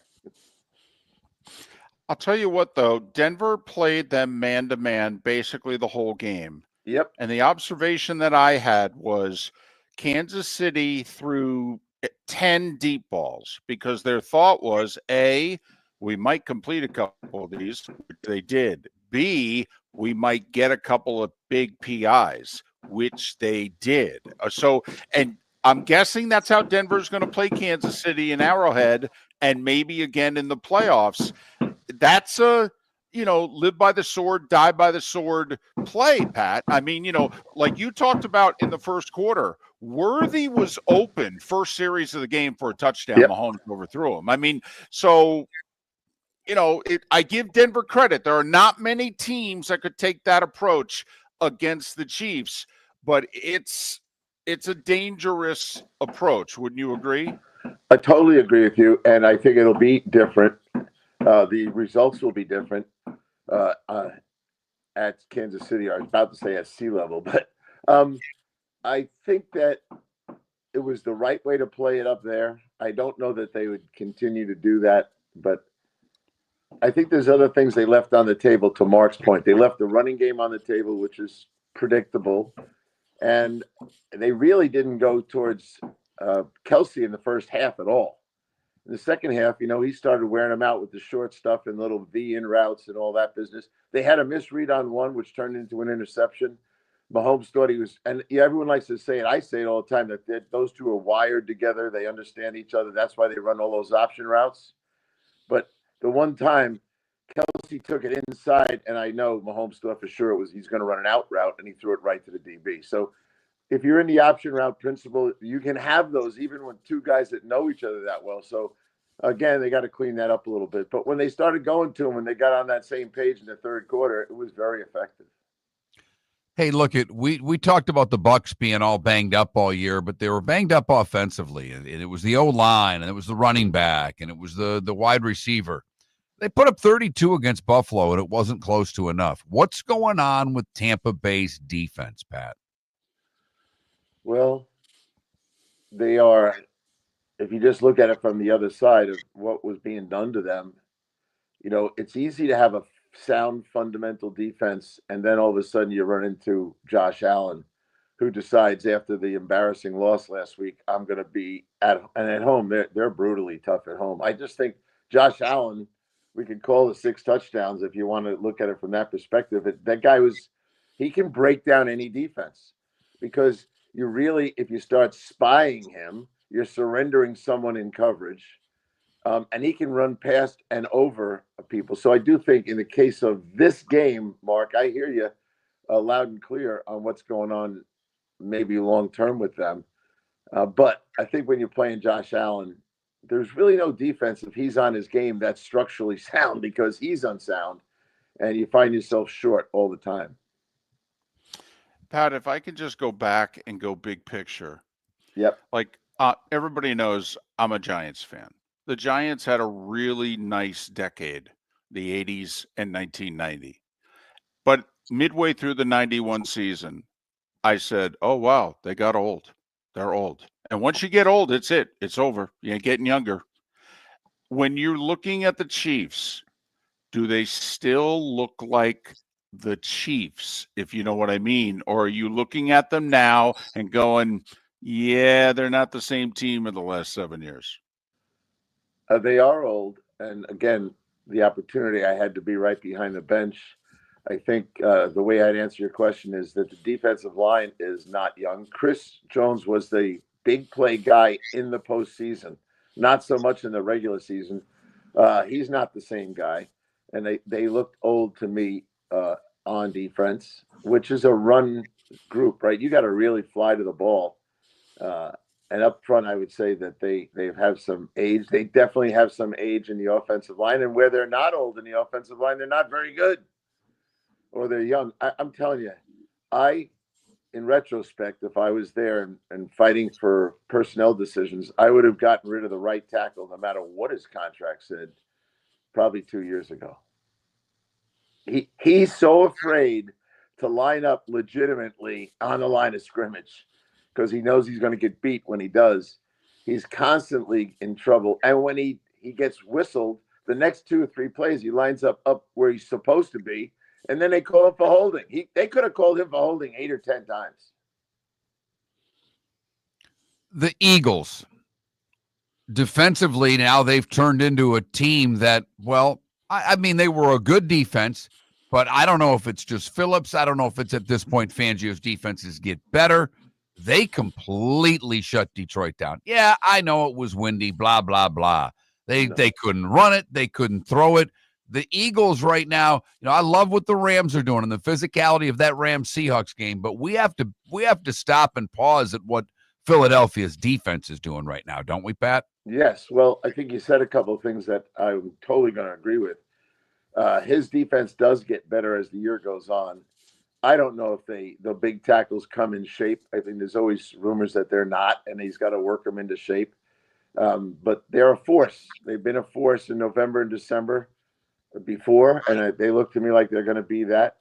I think if I was Phillips, I'd love to be on a team where really you're so afraid of the inside too that you need 3 for them. And if you don't have 3 for them, they're coming and they're going to get there. So he's getting a lot of luxury rush plays, I'd call them, and he's smart enough to see what he has.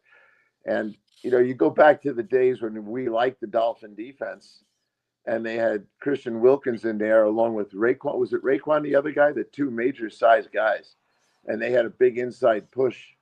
Now they have an inside push, and they went out and got the kind of guy that can handle it and do a good job of taking advantage of what his opportunities are. So I do like that from them.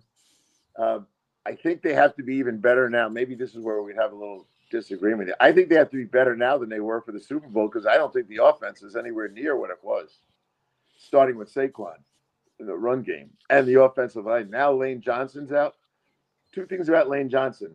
1, he's their best lineman, in my opinion, at his old age. And 2, he's kind of the glue that keeps everybody, on task. He's very serious about playing football.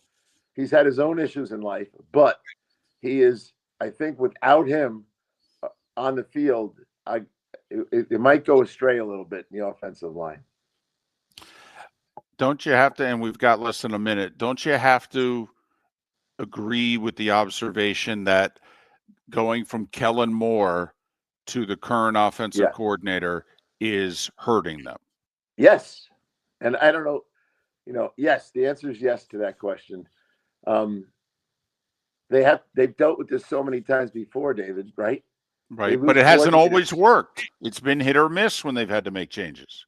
Right. For everybody in this league. And you sometimes can't replace talent for talent in the coaching staff.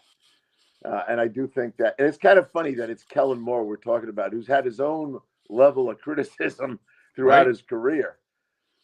He gets fired in Dallas because he won't run the ball. And, Philly's done a great job. Howie's done a great job of having a list of the next coaches he wants to hire. He's on the coaching thing as much as he's on the player thing. We love to give him full credit, deservedly so. More with Pat Kirwan right after this.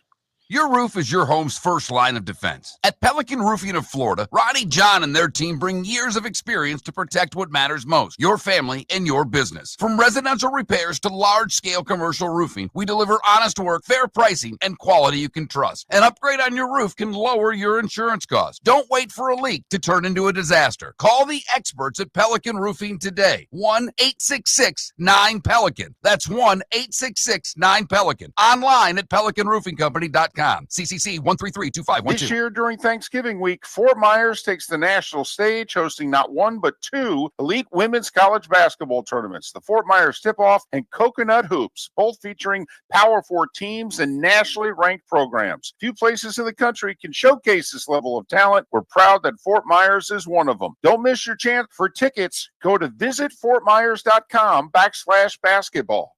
Lee County, building a better community through business, sports, and tourism. American Paint Supplies, for nearly 30 years, is your one-stop shop for all your coating needs. If you are a designer, a contractor, a professional painter, or a weekend warrior, American Paint Supplies is the place where experts go to get expert solutions. At 6100 Shirley Street in Naples off of Pine Ridge, American Paint Supplies delivers the best solutions with the best products with the best support. Meet Gene and his team today at American Paint Supplies. Call 239-566-2700. That's 566-2700 or online at AmericanPaintSupplies.net. Let's talk the big differences between Floor Meisters and the big box store that sells flooring. Floor Meisters is family owned. They do flooring, not doors, nuts and bolts, or weed killer.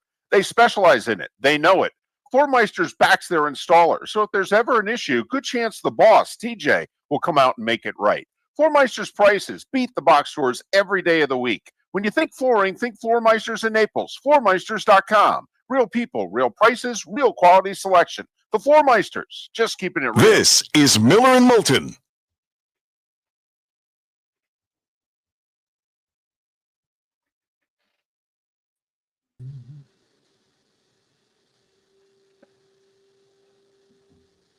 Boy, the week delivered, that's for sure. What a week of football. It was. And it was great. I know you don't do Saturdays this time of year. It was great on Saturday, right on through Sunday. Yep. It's funny, Nate Burles and I were talking on the flight home, and I said to him, let me ask you, are you tired? Because I'm exhausted from these games. They were so intense, and you couldn't take your eyes off anything. It was like, as I say, riveting. He says, I'm more tired than usual, studying and watching these games and holding on to low, close games and late lead changes and everything else. It was very entertaining. The NFL, God bless them. They can do a lot of things wrong, but if they keep doing Sundays like that, I think we're going to have another good week. I wouldn't put it in last week's category, but there's some games that already got me going. We'll talk about that on Friday, I suppose. But I know, Pat, you're right. I mean, Colts Chiefs a big game. Yeah. Every game in the NFC North is a big game, no matter who you're playing. Yeah. It's even storylines that are meaningless become intriguing. Like, I don't care about Shedeur Sanders, but you wouldn't believe how many people are calling about Shedeur Sanders. Like, just that alone, stuff like that. Dallas is going to now think they're pretty good with the Quinn Williams and all that. They're going to play Philadelphia in Dallas. Jerry will be out of his mind talking about that, So yeah, it's great. And as always, I say this, and I think you guys are in the same boat I'm in. Try to find on Labor Day. Try to find 5 teams that are going to make the playoffs that didn't make it last year, and I can never do it. But right now, if they started, we got 5 of them. Dead on. 5 teams that weren't in a year ago are now in for the moment, which is what the league loves. It is fascinating right now, though. Vegas still thinks Detroit's going to win. The Detroit's the betting favorite in the North right now. The Packers are second. The Bears are third. That's my. I would, if I was a bettor, I'd be betting on Detroit winning the division. I would.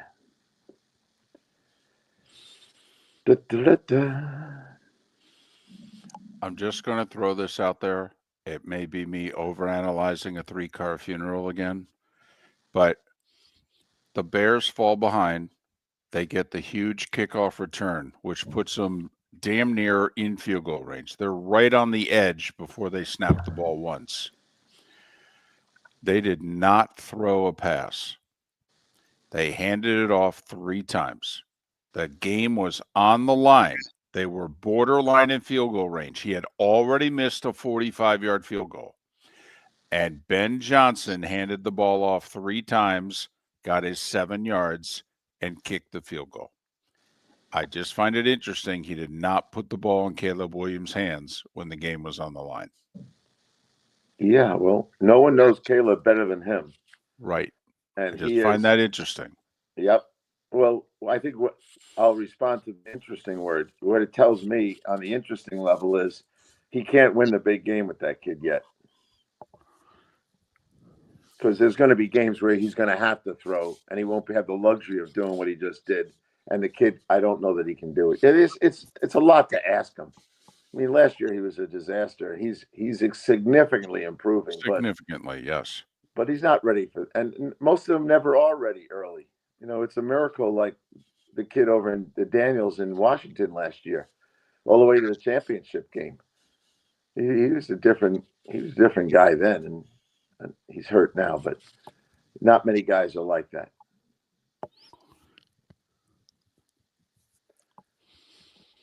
It's good to be on today. It's kind of, I got up so early this morning. Kind of, you know, when you fly back, you're kind of like out of whack. I was real tired last night, and I was 4 o'clock in the morning. I said, I better start working on the matchups. I go, what the fuck's wrong with me? Excuse my language. But I was like, I said, I can't wait to get on with these guys 8 o'clock and get my brain talking to someone besides myself. Because I'm sitting there talking to myself. Welcome back to Miller and Moulton. Text the guys what's in your mind at 21,000. That's 21000. And now, here's David Moulton.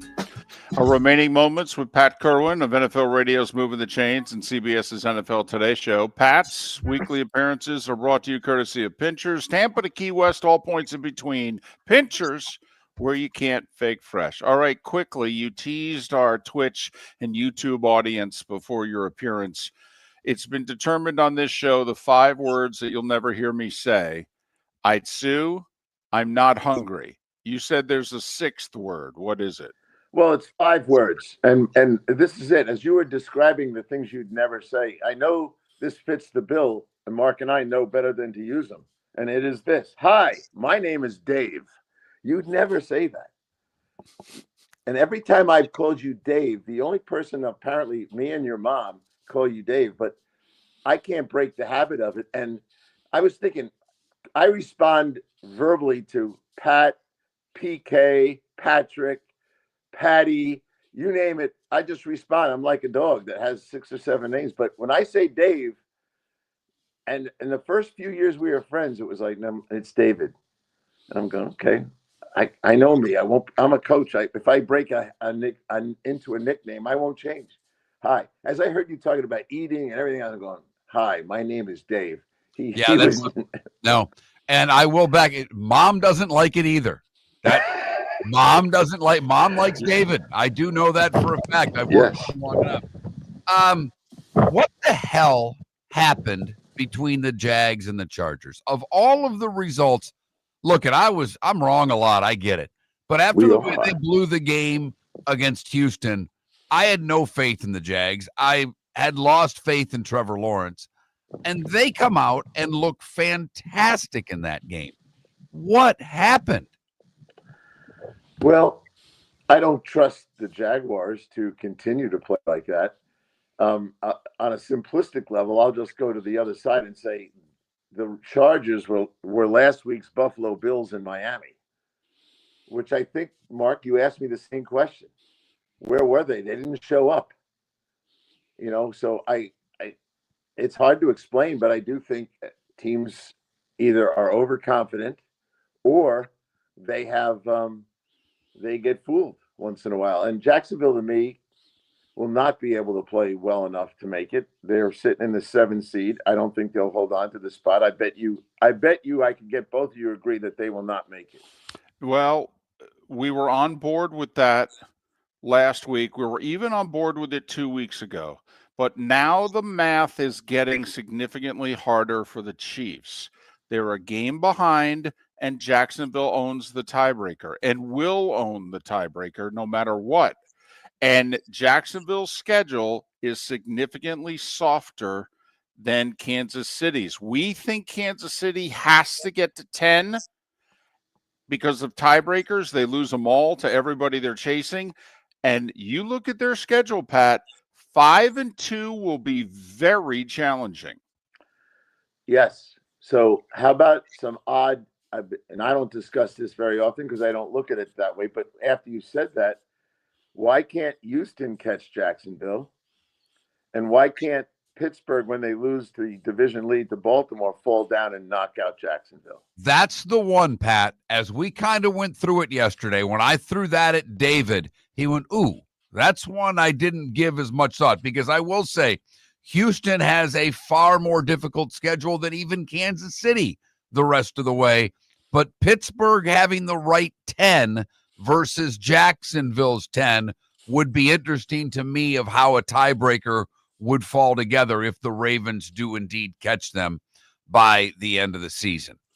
Right now, Rams or Eagles, who do you trust more in the NFC? That's a great question. I think I like Stafford if it came down to, which it does a lot, the quarterback play. I trust Stafford more than Jalen. Jalen, to me, let's go back to when he tried to win a Super Bowl without Saquon. He didn't do it. Now, I think Stafford, if you shut his running game down, could still get you. I am not so sure. If you overplay Saquon and say, go ahead and beat me, Jalen, I think I bet on Stafford over Jalen. You guys probably disagree with me, but that's how I see it. Well, no, because I think the Eagles' offense is a little, I don't know if it's broken, but it's not properly set up. And the offensive coordinator is not like the defensive coordinator who has a track record. So can the offensive coordinator get fixed what right now isn't working? If he doesn't, it's difficult to see that team, no matter how good they are, getting back to the Super Bowl, scoring 16 points a game the way they have been seemingly for a month. I'll say this, Pat. Sam Darnold throws 4 interceptions and the Seahawks have a chance to win that game on the last play. Yep. I mean, that speaks volumes as to the rest of that team. It does. And we are discussing two teams, but I would still prefer at some point to have this discussion, including Detroit, because I still think they can be extremely dangerous. Now, the offensive line there is beat up too, but I wouldn't sell them short in a big game. And again, I'll talk to Dan Campbell, but I'll bring it up right to Dan. I've done it before. Would you get someone to control your fourth down passion, please, and not do all that? And he said once to me that he said, I gotta get that under control, but he's so passionate about it. I don't know. He did a great job one week calling plays, 44 points, but the next week, where were they? So I still think Detroit can be a real problem for people. And I don't think Seattle's out of the debate here. Thank you. That's right where I was going to go, Pat. They play the Rams one more time. Their schedule's a hell of a lot easier than the Rams getting into the barn. Yep. Not a big fan of the 49ers, even though they're playing well and they got 7 wins. I get it.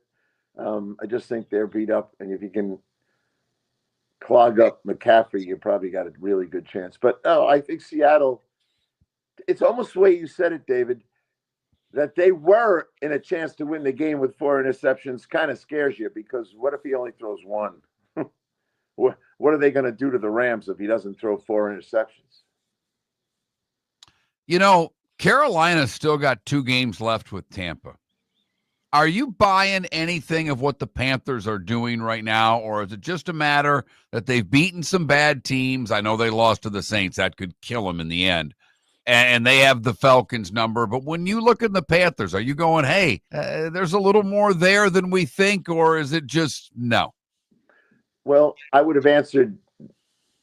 If you asked me last week, I would have said I'm not counting on those guys, because all they were was a run team. Then all of a sudden the quarterback throws for 445 or something. So I'm not a big fan of Bryce Young, but he had, I got to give him his credit, over 400 yards passing.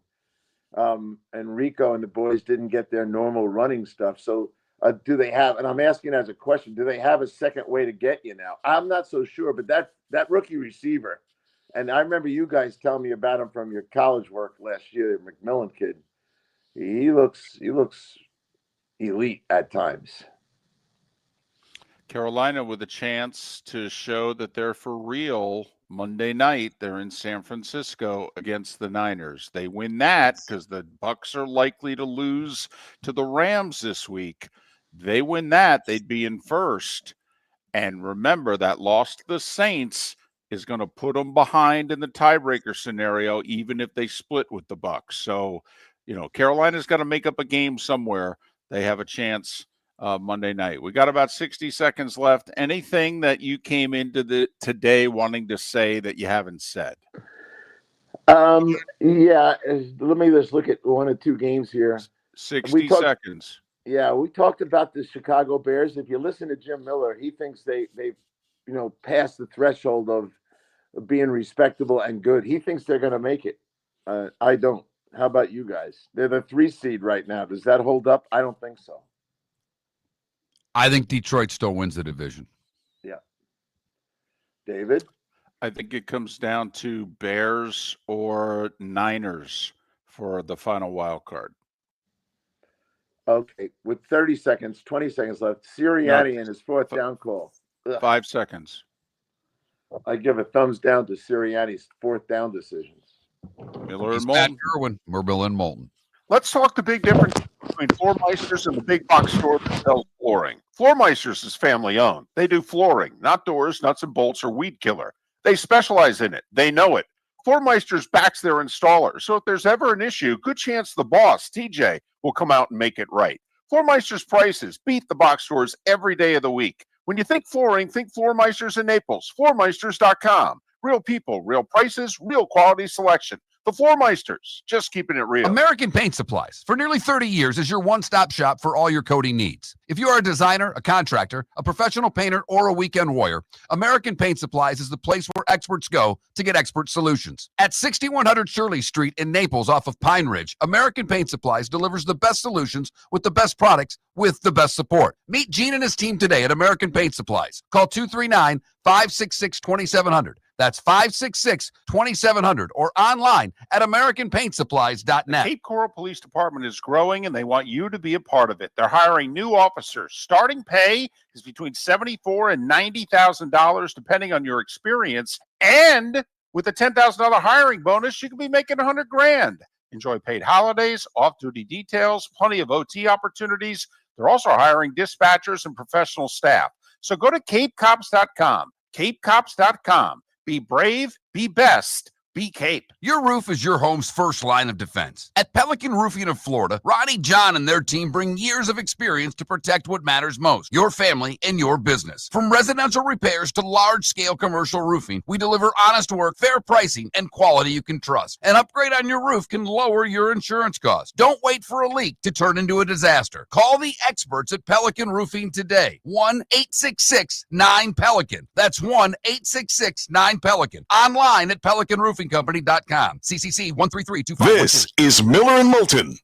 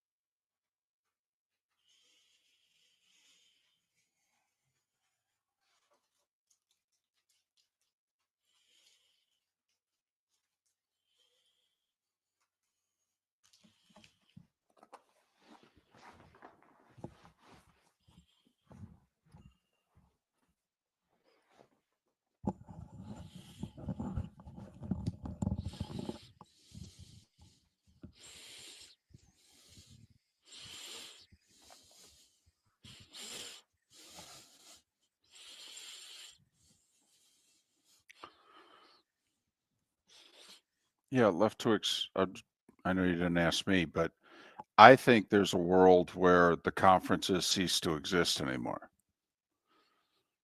where they don't exist for football and they only exist for the other sports. It's not ideal, but I could see it.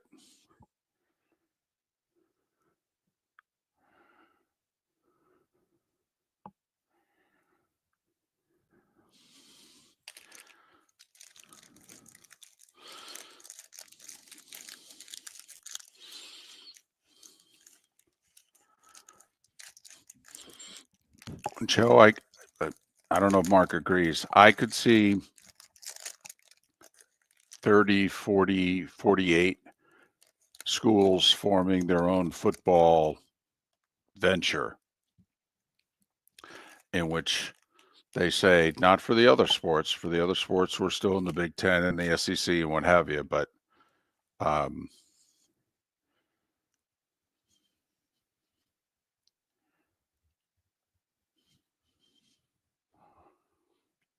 I could see the haves eliminating the have-nots from the process in the conference. We have said the only way we see it staying together through the 2030s is if the have-nots, the second-tier schools in the major conferences, agree to take less money. That we don't think Alabama and LSU and Georgia are going to continue to split things evenly with Missouri and Vanderbilt and Mississippi State. And the same could be said in the Big Ten.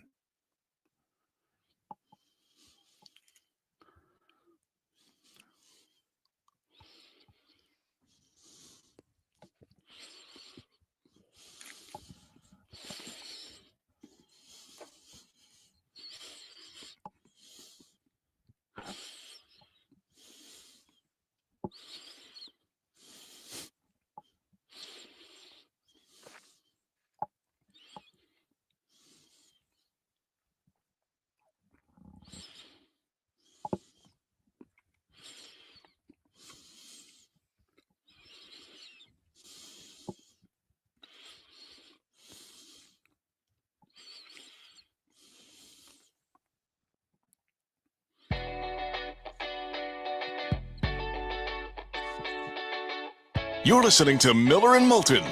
And now, here's Mark Miller and David Moulton. 22 minutes till the top of the hour. Miller and Moulton, millerandmoulton.com, Miller_Moulton on X. What's our poll question again today? Do you have your tree up yet? Oh, yeah, that's right. Yeah, mine's been up 10 days. Me or the computer or the Wi-Fi inside this building, but I think X is having a problem this morning. I think so too. There have been a few times where I've tried to go on it and have been told that basically we ain't giving you nothing. Right. So yeah, it's a hell of a poll question.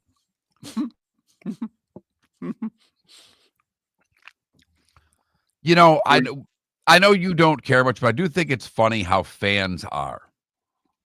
And I'm going to use a baseball reference to get to, because all fans can get this way. But when you've just given up, because game day was in Pittsburgh, and I watched because that's where my wife's from, and the beginning of it, McAfee, who's from Pittsburgh, does this, whole thing talking about the city. And he comes right away and he starts talking about Skeens being the best player in baseball, blah, blah, blah. The crowd immediately started chanting, "Sell the team." I mean, within seconds. He didn't ask them for it. He brought up the Pirates early, and he did this 3-minute thing on the Pittsburgh teams. He started with the Pirates. He went to the Pens, and then he went to the Steelers. I mean, it was a well done bit.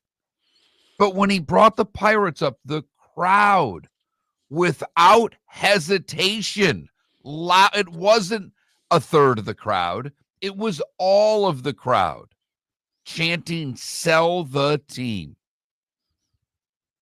That was crazy to me. Hey, we've seen it closer to home. But when a fan base turns on ownership, the only thing, or maybe two things, and one of them has to happen. If you start winning, the fans will, stop making noise. They may still not be happy with you, but they're at least glad that you're winning. Or you got to go spend some money. And if it doesn't work out, okay, that can happen.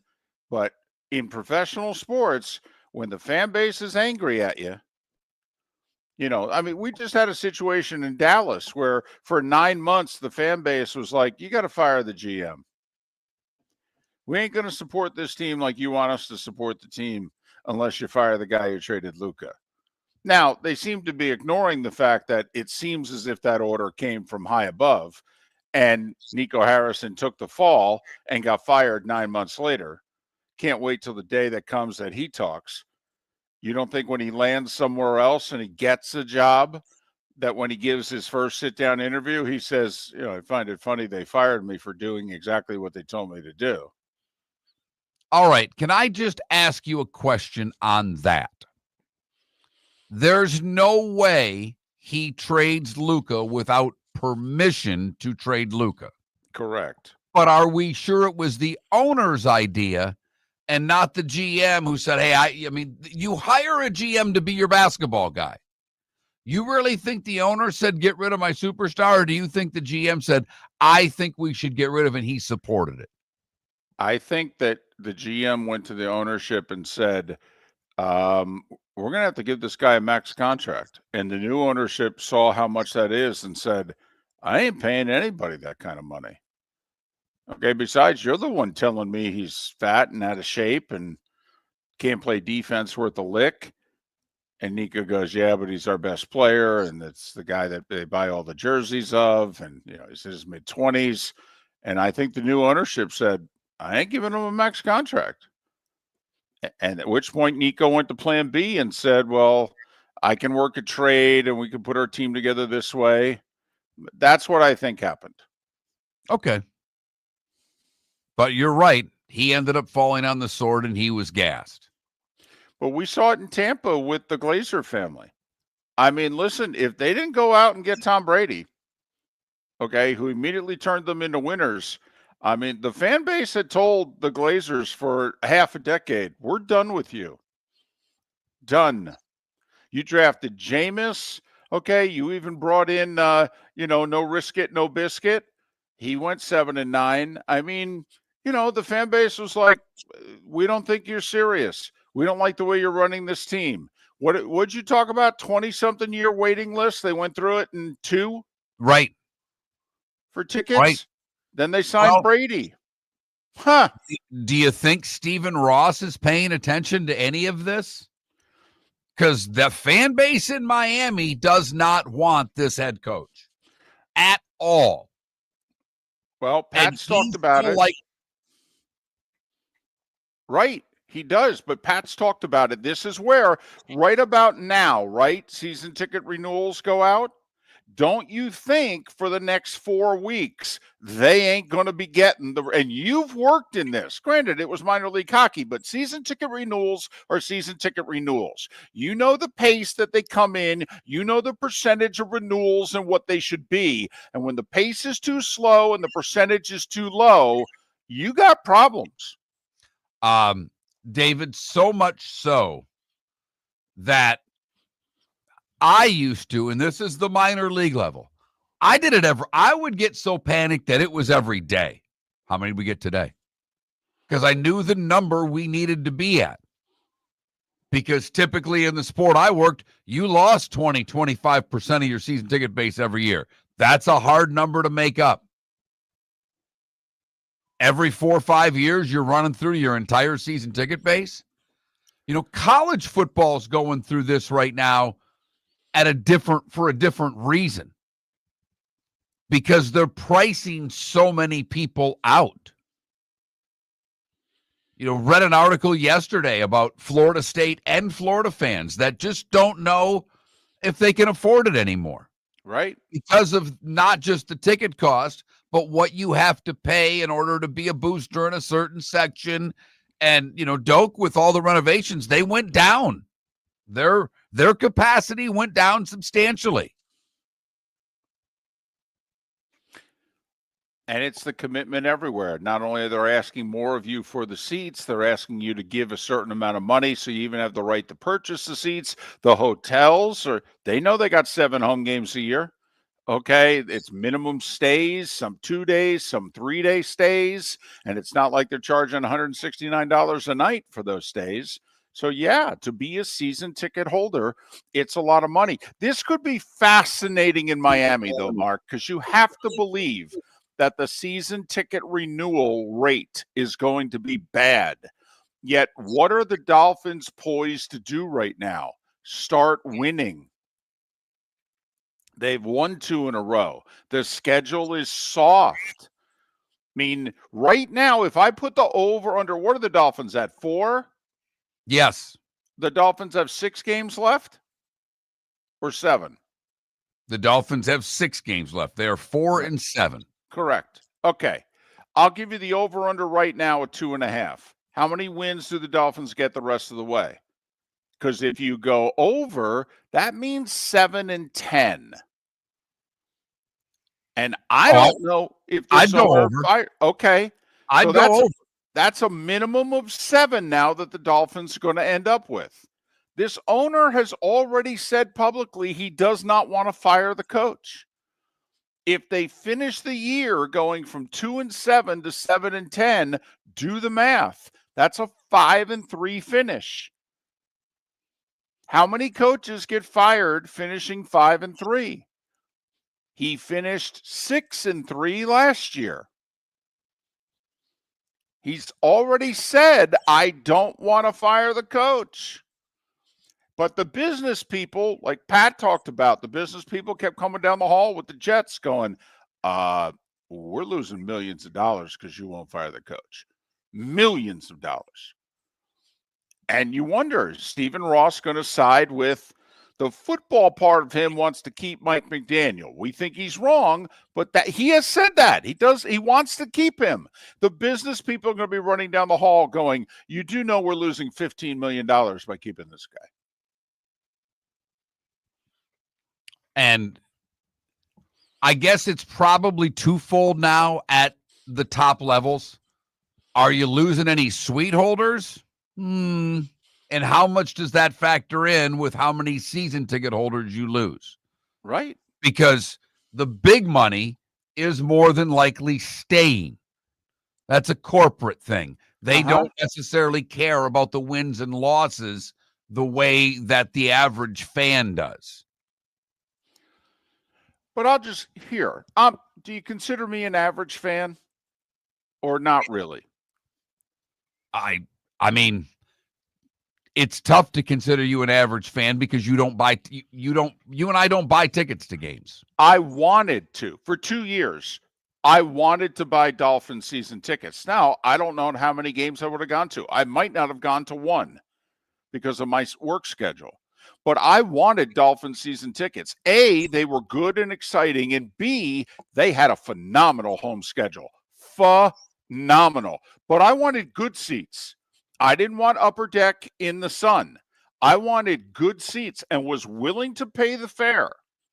And both times, Mark, I signed up as early as you could sign up.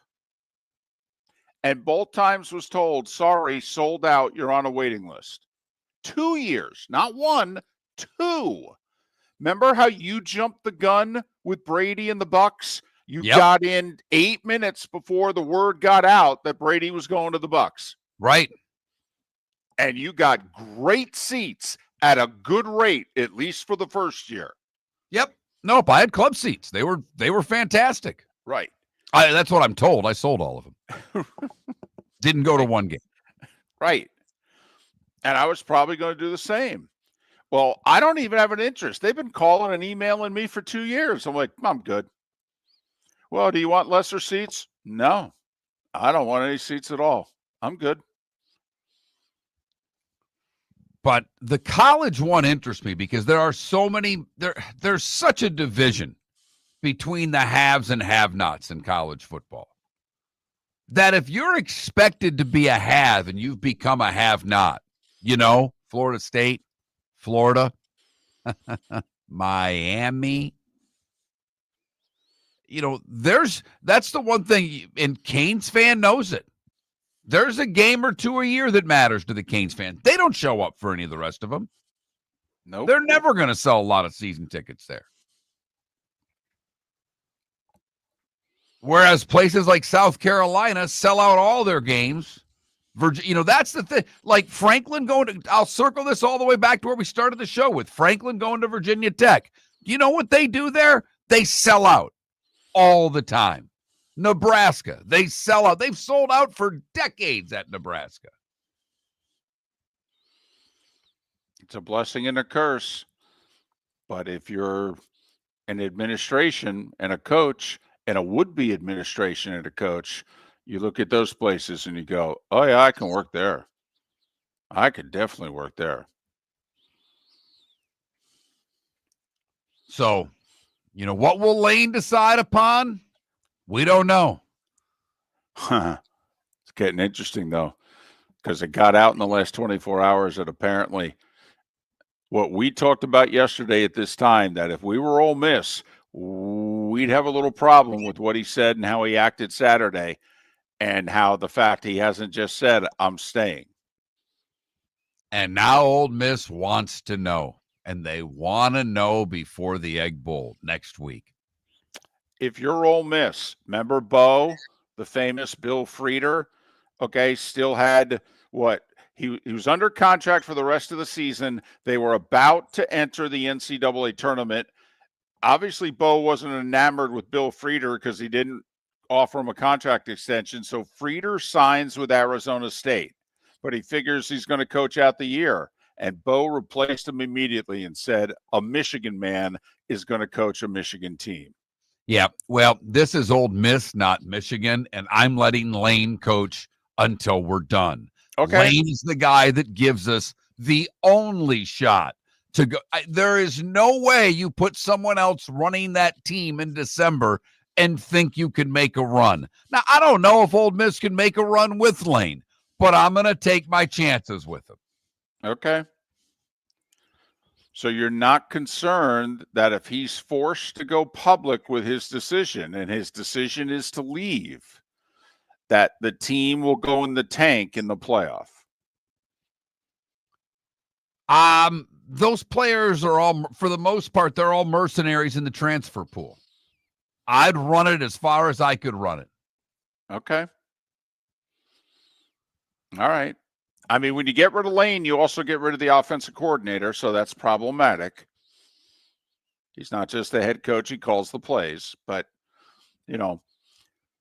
would be interesting. How do you think that team will respond if Lane – because remember, when Urban announced early at Utah, they still finished the unbeaten season. That seems like a long time ago, because it was. The bonus hour, the Diamond District bonus hour, Miller and Moulton is next.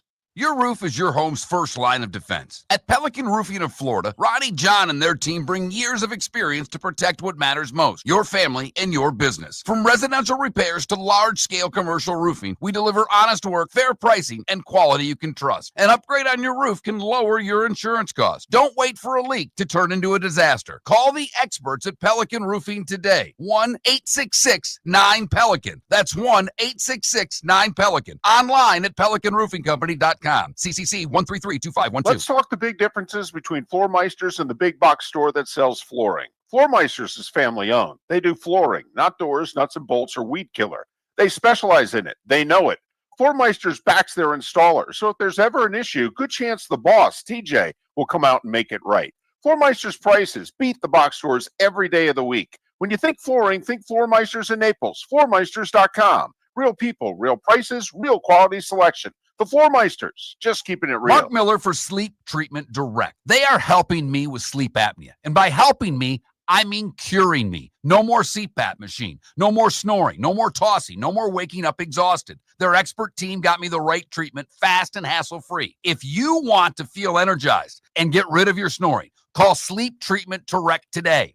239-444-1741. That's 239-444-1741. Sleep Treatment Direct. Sleep safe and sound. Think we only fix windows? Think again. Your local Glass Doctor Home and Business does so much more to upgrade your home. We custom build stunning shower and bath enclosures, install sleek glass doors and windows, and can bring fresh life to foggy or cracked panes. Need a glass tabletop or a statement mirror? Yep, we do that too. If it's glass and it's in your home, we're the team to call. Call the Glass Doctor, we fix your pains. Oh yeah! Football season is back, and celebrate your game day with Jimmy the Beef Guy. We're talking tender, juicy Chicago beef sandwiches. Whether your party's for 10, 100, or 200, bring game day to your house with Jimmy the Beef Guy. The catering packages come with the beef, the gravy, the peppers, the bread, everything you need. 2 convenient locations, Fort Myers and Bonita Springs. Skip the ordinary and bring the beef. Jimmy the Beef Guy, Chicago flavor, Southwest Florida style. Call today or visit jimmythebeefguy.com. Tell him Miller and Moulton. For over 50 years, the Nolan family has been dedicated to protecting local families. Nolan Family Insurance is a second-generation independent agency that specializes in home, flood, auto, and boat insurance. They take the time needed to explain your coverage options and answer your questions so you can make an informed decision that's right for you. If you're looking for an agency that treats you like family, call 941-639-1122 or go to nolanagency.com. That's 941-639-1122 or nolanagency.com. This is Miller and Moulton.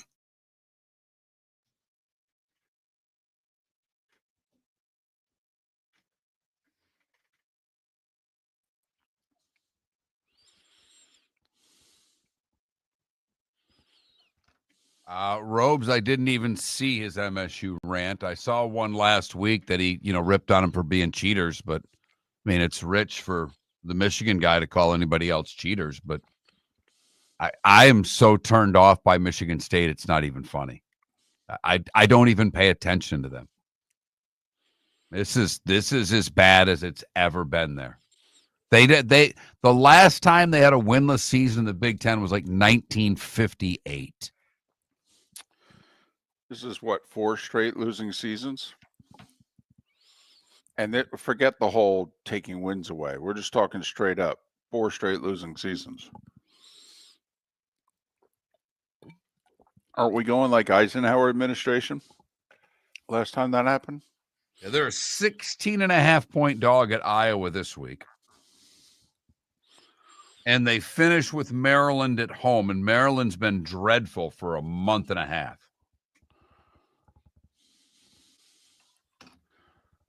Yeah, the posts aren't loading again. Yeah, they haven't the whole show. Yeah, it worked for like 20 minutes for me.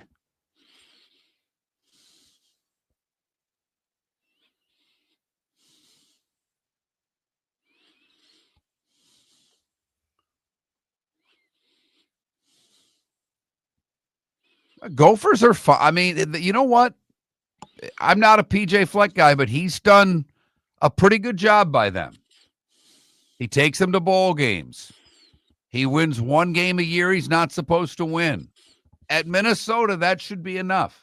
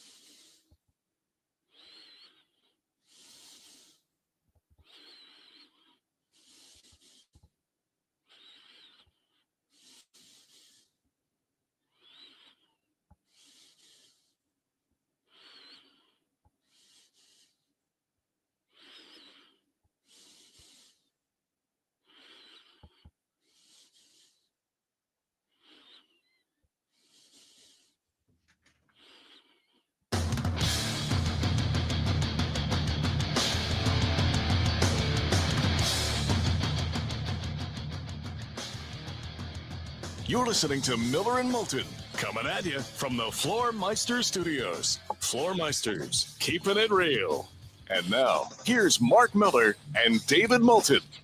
It is the Diamond District bonus hour, the fourth and final hour of Miller and Moulton in Jacksonville, Tampa, St. Pete, and Fort Myers, Naples. Thanks so much for being with us. Miller and Moulton, millerandmoulton.com, Miller_Moulton on X. Kicking it both ways on a Tuesday. Usually by Wednesday, we have to start moving entirely forward.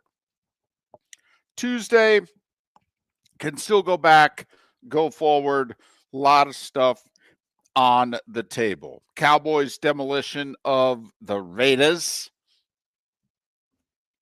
Whew. Man, they look bad. Mark, you were right. I didn't listen to you. I played a hunch on the Raiders, and you warned me. You said, David, they're really bad. And I go, well, I know they're bad, but... And you were like, no, they're really bad. Mark, they're really bad. Whew. I have a buddy who's a Raiders fan, and he and I are both Michigan State fans. And we're in a group text with a guy who's a big Lions fan, and he just sent out a text Monday and said, Raiders football tonight, the Michigan State Spartans of the NFL. Ouch. Spartans are winless in the Big Ten, by the way, just in case you were wondering. Well, yeah, they're awful. They're awful, the Raiders. Yeah, and, you know, there are some situations like, listen, the Titans are awful. Their offense is embarrassingly bad. But don't you have some hope with this Cam Ward guy? Now, right now, he's not being coached well, and they don't have enough around him. But don't you at least have a little bit of hope about this Cam Ward guy? What do you have hope for in Vegas on that side of the ball? In mid-30s, Geno Smith? I mean, you know, how far can Brock Bowers take you? Even if Genty stops dropping the ball and starts getting a little bit of blocking. Man, oh, man. Do you know he had more negative runs last night than positive runs? Not that they ran the ball nearly enough. I mean, it was late third quarter. They had run the ball 5 times all game. But, I mean, seriously. I mean, Brock Bowers, Ashton Genty, Max Crosby, the Mason Miller, the second tight end there behind Bowers. I mean, they got 4 guys. Everybody else, the league's like, no interest. Yeah. No, I don't know how you sell it. But as we talked about at the beginning of the show, I don't know how long it will take fans to turn on the Raiders in Vegas. And at the same time, if you watched any of the game last night, that crowd was a pro-Cowboy crowd. They went to Vegas. And the Cowboys have a national appeal. We all know that. They train in California. So for people that, you know, go to training camp, it's an easy trip. I get it. But I didn't realize, I had an acquaintance, guy that I've known for many years. He was at the game. One of my son's buddies that I'm in a fantasy football league with. I just noticed he sent a picture last night to the fantasy football group chat. He was at the game. Yeah, that's a kid in his 20s. And his comment was, it'll be 8 years before we're out here again. That's a Cowboys fan going out to see his team. So I don't think Vegas is ever going to have an attendance problem, if you know what I mean. No. You and I have said that. Okay, when they were contemplating Vegas, we said, well, heck, they'll sell that place out just from the visiting teams. I mean, also, by the way, if they end up with an NBA team and an MLB team, can they handle all 4? Well, okay. I told everybody yesterday I spent 6 hours at the sports book Circa on Sunday. I did as much R&D as I could do. Here's the word that I got. And listen, I'm not a player. I don't know a ton of people who have a ton of money. I don't. I was with a guy in Vegas who is a bit of a player, and he knows all the people who have the money in Vegas. And what I was told, Mark, is that the baseball thing, they got real problems with that. That the folks in Vegas don't want it, don't like the location of it, and are not really interested. Here's the second thing I was told. Yeah, we're going to get an NBA team. LeBron ain't going to be the owner. And I asked why, and was basically told by money people because he's going to be outbid. The one guy said to me, there's one person you've already met in this room who will outbid LeBron and whoever he brings to the table. So unless the fix is in, they're like, oh, we're going to get a team, but LeBron ain't going to be the owner of it. He may want it, just like Eli Manning wanted a piece of the Giants. And at the end of the day, he said, yeah, it's too much money. I can't scrounge up that much money. When a Manning says that, I mean, they had a former president of the United States on the Manning cast last night. You think they're connected? Okay. And both guys had been invited to the White House for state dinners previously, and they can't get the financing to buy 1 to 3% of the Giants. So that's what I was told, Mark. Baseball, community doesn't want them. Don't know how it's going to work. Basketball, oh, we're going to get a team and we'll support them out of it. But it ain't going to be LeBron because there's too many people here with a lot more money than LeBron's going to be able to bring to the table. Interesting. I will say, the other great player that owned a team was a horrific owner. Just because you're an all-time great doesn't mean you have any idea how to run a team. You're talking about Michael Jordan? I am. So just curious, your R&D mission in Vegas. You've had a good Vegas trip without gambling. I mean, you've gone to a hot breakfast joint. You sat in a sports book for 6 hours watching games. Yeah. You obviously took in Monday Night Football. So you've had a full trip before your trek back east later today. I mean, it's been a solid trip. Now, if you would have done the game at the Coliseum, you might have had even a little more Vegas time. Yeah, I would have been in Saturday night. Then I would have gambled. Here's what's breaking my heart. You do know who's playing in Vegas tonight, right? The Rangers. Wow. Yeah. And they're on the road, which means they have a really good chance of winning. Right. What are they, like 9-1-1 on the road? Something like that this year? Yeah. Uh-huh. Yeah. Breaking my heart. I got to admit, that hurts a little bit. I got to admit, too, and I didn't watch any of it on Sunday night. That's on me. But when the Rangers and Wings played, and neither team was wearing white, it looked really good. The Rangers were in those Centennial blue jerseys that aren't as dark as their normal blue. It's a little lighter. Yep. And the Winged Centennial jerseys are pretty slick. The winged wheel looked good. Not to mention they had a little brawl at the end of the game. Right? Yeah. That the goaltender started. See if there are any repercussions. He came off the bench to start a brawl, but it was after the game. I think the NHL is just going to turn their head the other way. I think they are also. Plus, it helps that the goalie's name is Jonathan Quick. He's a Hall of Fame goalie. Okay, arguably the best goalie in U.S. history. So, yes, I think they'll look the other way. Did you come close to trying to stay another night? Here's the problem. Wife and I, not to bore people, but I will have 9 games in the Pacific time zone this year. 9.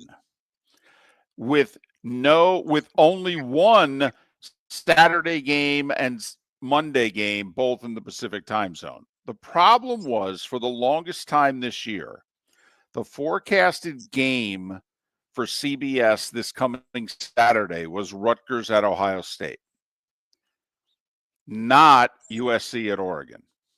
So it looked like I was going to have to, this coming Saturday, be in Columbus and then fly to San Francisco. We only found out Sunday, really Saturday night, that instead of Columbus, we're going to be in Eugene, Oregon. If I had any, notice, I'd be out west all this week.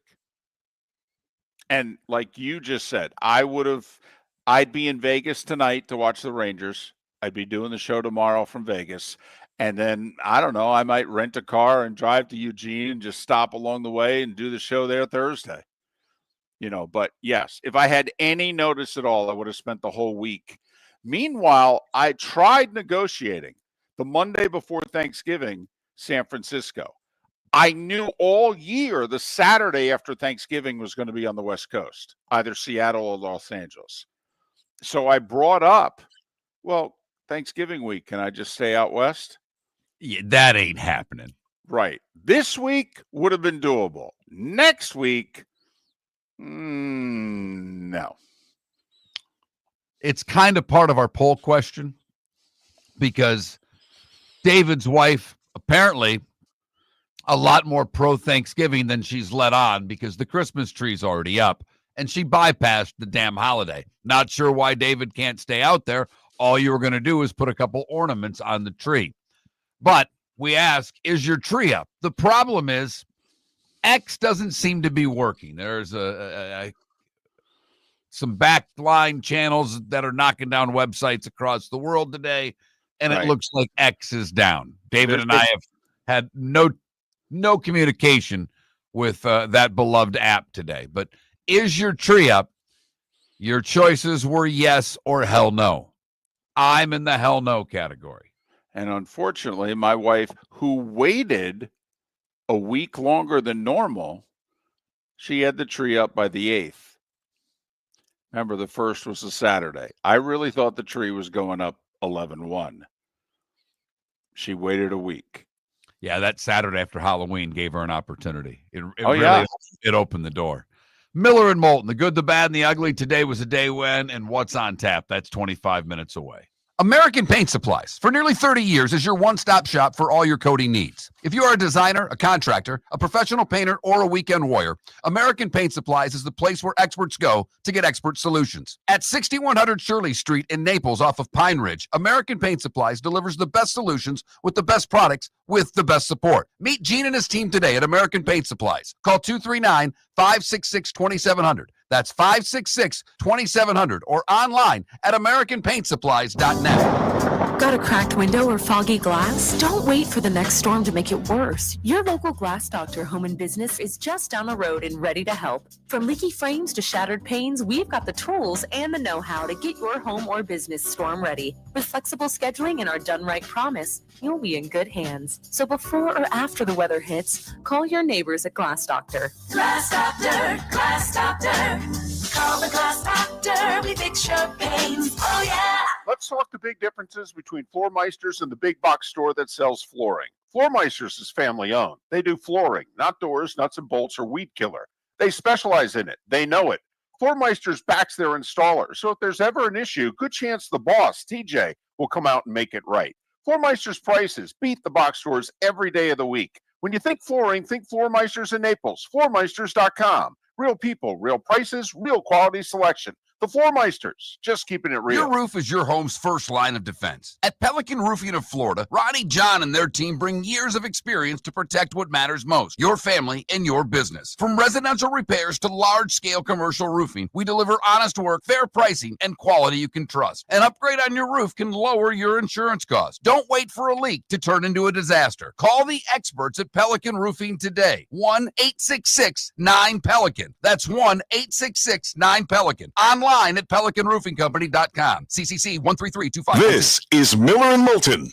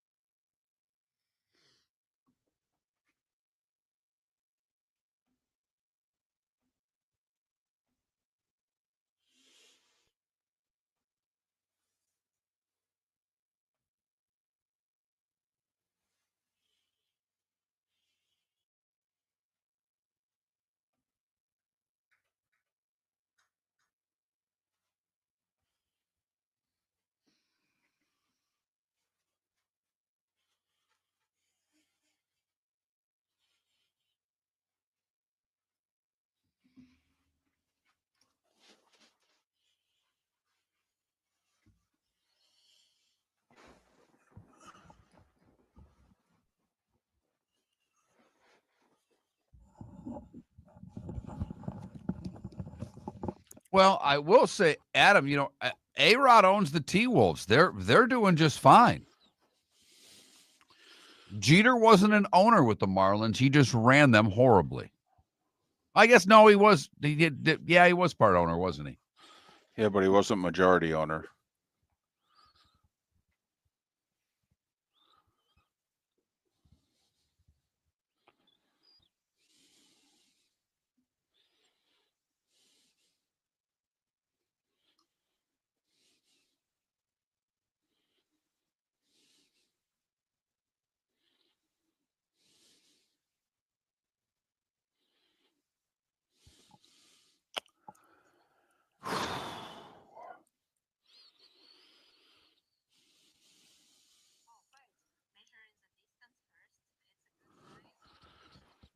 Yeah, no, the Ole Miss people are getting very worried. They came to the conclusion that we have.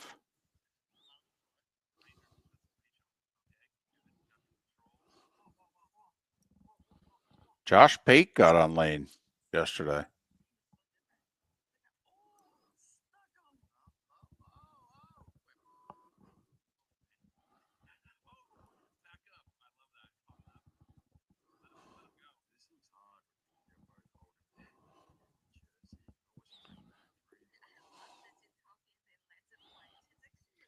I'm watching UFC fighters react to the Reeves-Rempe fight.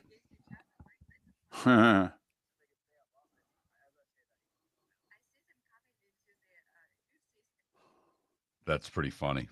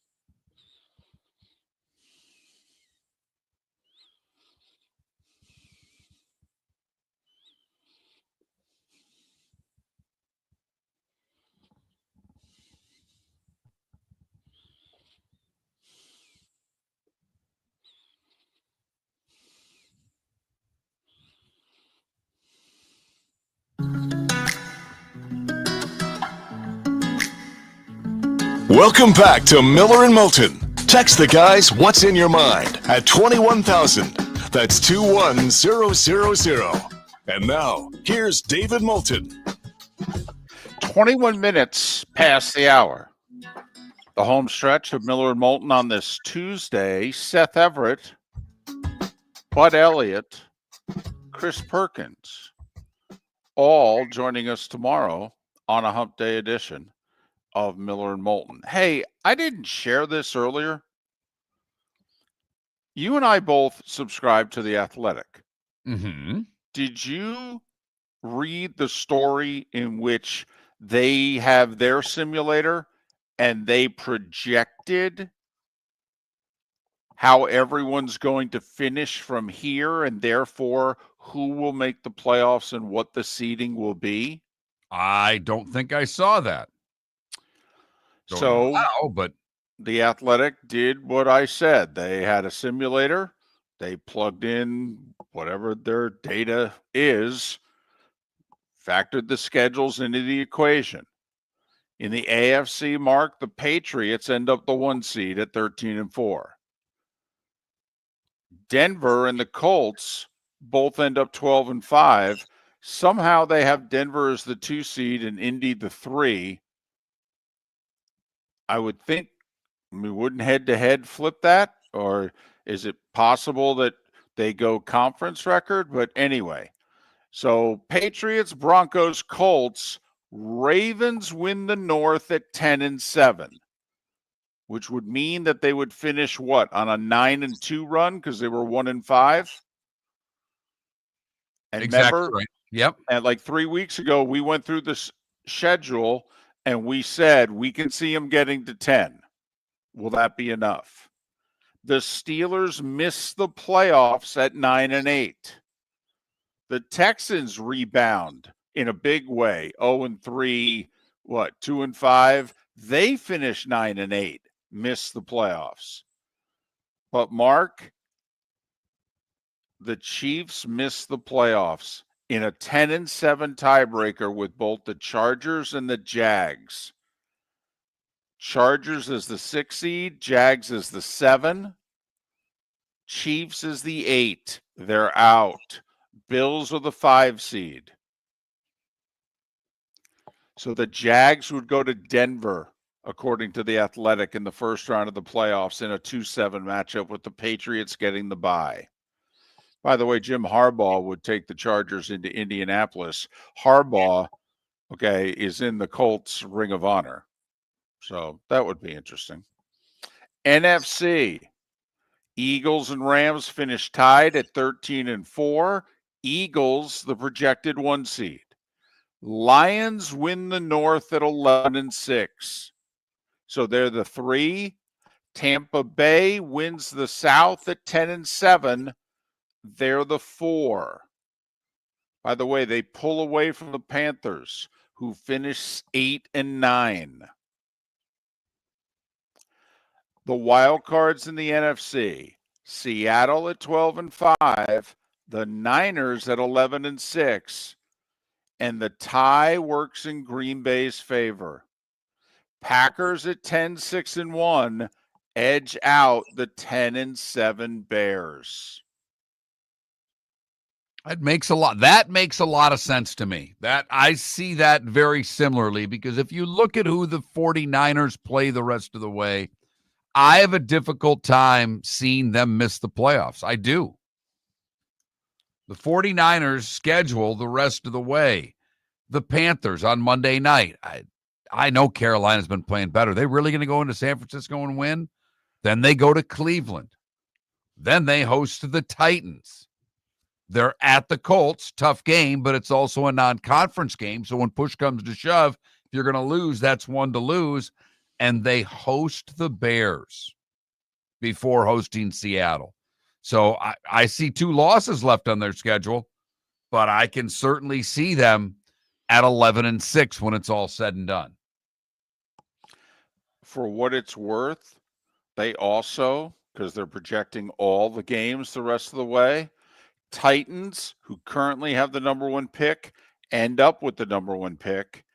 Jets 2, Giants 3, Raiders, Browns, Saints, your top 6 in that order. What would big games for the Saints coming up? They're at the Dolphins, they host the Jets, they're at the Titans. I mean, the New Orleans Saints can really screw up where they could be drafting here with these remaining games. And 4 of those 6 teams figured to be wanting a quarterback. If the Athletic is correct, the Jets at 2, the Raiders at 4, the Browns at 5, and the Saints at 6. Another big week coming up in the NFL. We'll turn the page tomorrow, but, Pat and I were talking during the break. It's like, it's not as good as the one we just finished, but another pretty good week. The NFL tends to do this. It just keeps getting better and better as you get down to the wire. Unfortunately, for those of you that like Saturdays more than Sundays, well, awful. You can do what you want until around 3:30. And then watch USC Oregon, and then you can go back to doing what you want, because there's not a lot there in college football. This is the week before rivalry week. This is the week everybody plays a bunch of cupcakes. Is this the game that determines whether or not the Big Ten gets 3 or 4? Or is Michigan a fly in the ointment anyway, that if Oregon wins, the Big Ten can still get 4? If Oregon wins, the Big Ten can still get 4, but it needs Michigan to win out. Right. The question is, if USC beats Oregon, let's just say, for sake of argument, Ohio State beats Michigan. They're going to be double-digit favorites. They are. All right. USC beats Oregon.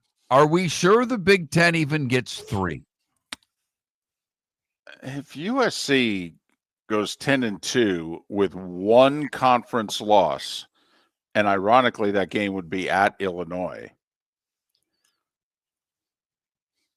Yeah, I think USC would get in. Plus, what's the name of the school again? It's USC. No, I know. Tell you what, doomsday scenario for the Big Ten. USC beats Oregon, loses to UCLA. Michigan loses to Ohio State. Then you're sitting with 2-loss Oregon, who lost to USC, 3-loss USC, and teams like Vanderbilt would be going, are you sure? Are you sure? And Miami, for that, at that point, becomes relevant if they can win their remaining games. Well, I do think, I mean, if you're Miami, first off, the committee rankings tonight are big. We'll say it again. Where is Miami and Georgia Tech, and for that matter, BYU, in relation to where Vanderbilt is? Vanderbilt is the 6th best team in the SEC. They're a spot behind BYU in the AP. They're ahead of Utah, Miami, and Georgia Tech. That's a problem for the Big 12 and the ACC wanting more than one bid. But, Mark, you hit on it. If you're a Miami fan, aren't you rooting for USC? You could argue, no, you want them to lose so they don't get in the middle of the fight. But to me, I want them in the middle of the fight because I want to be able to say, they lost to Notre Dame and we beat Notre Dame.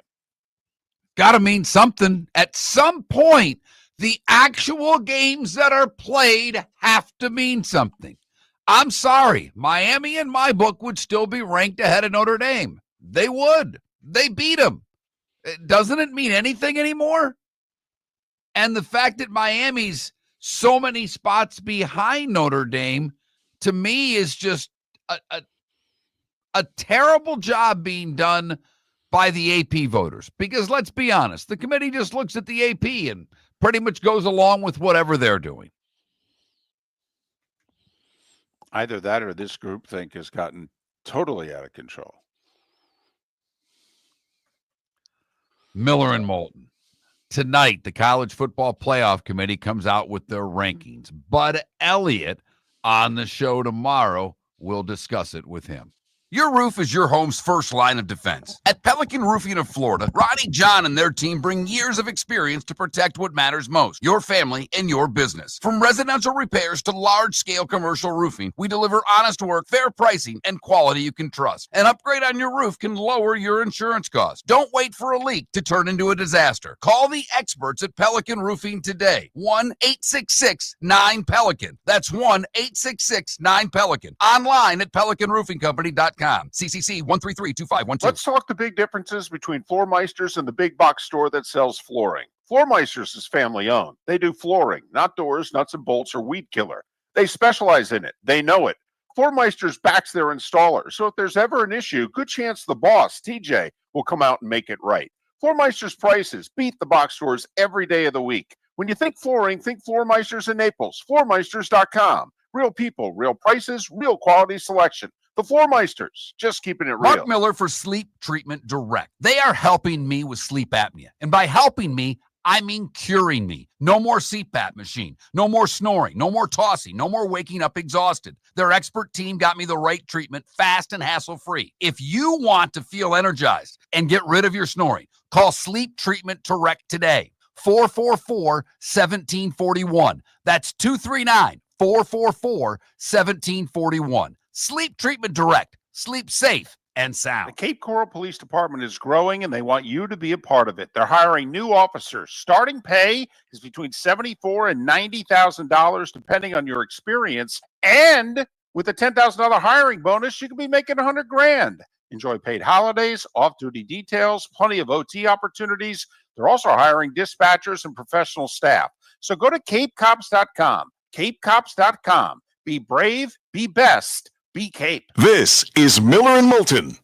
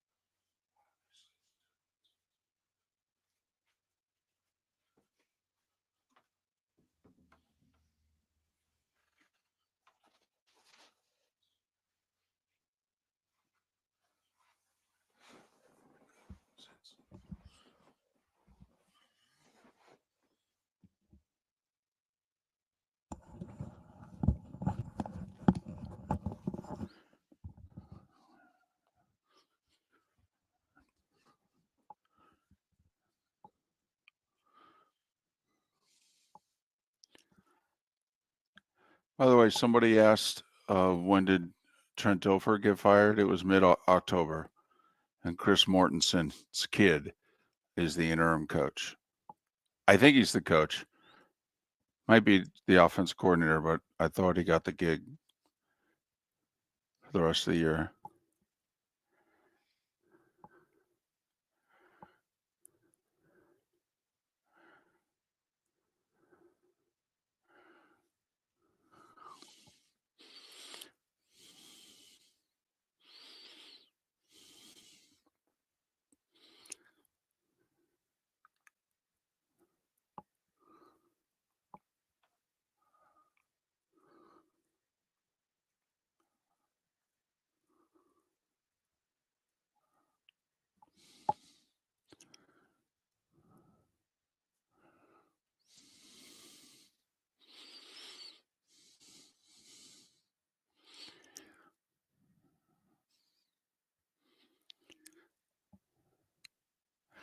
Well, Logic Man, the draft doesn't help the ACC and the Big 12.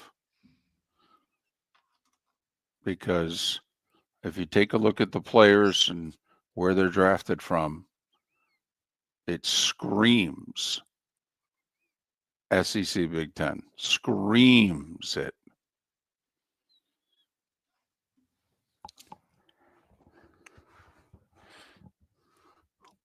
particularly in the first 3 rounds, and especially the first two.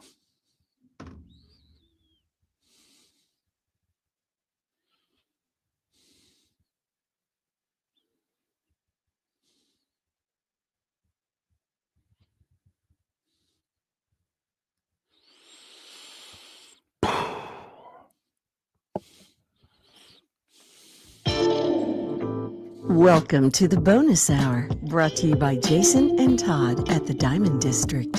And now, here's Mark Miller and David Moulton.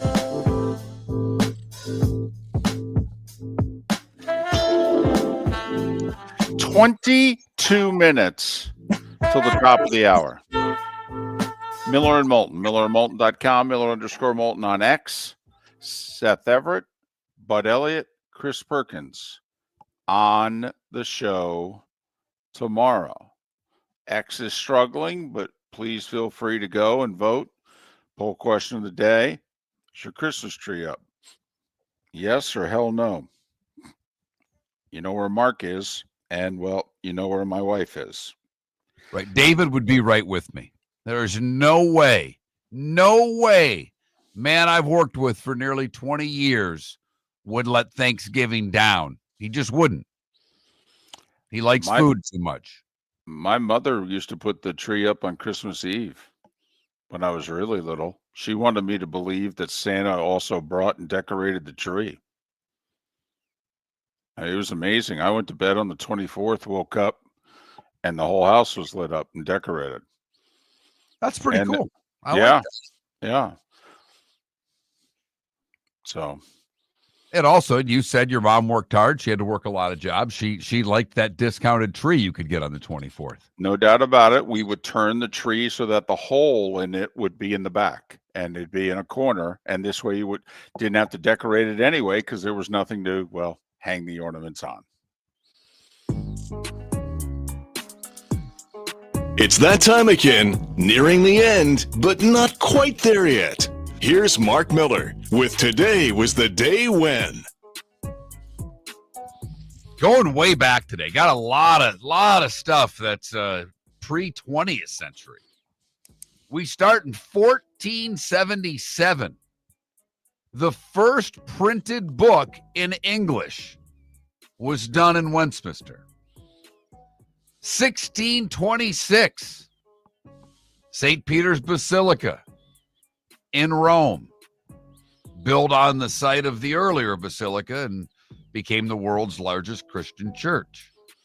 1865, I'm guessing you read this, David. I know I did. Mark Twain publishes The Celebrated Jumping Frog of Calverness County. Susan B. Anthony arrested for illegally voting today in 1872.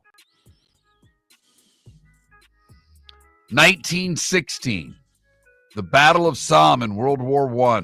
British General Douglas Haig finally calls it off after more than 1 million soldiers are killed or wounded.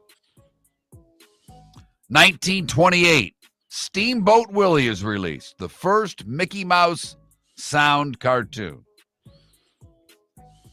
3 years after he broke the color barrier, Jackie Robinson is the MVP today in 1949. That season, he would bat .342, and he would steal 37 bases. Those were personal records that would last his entire career.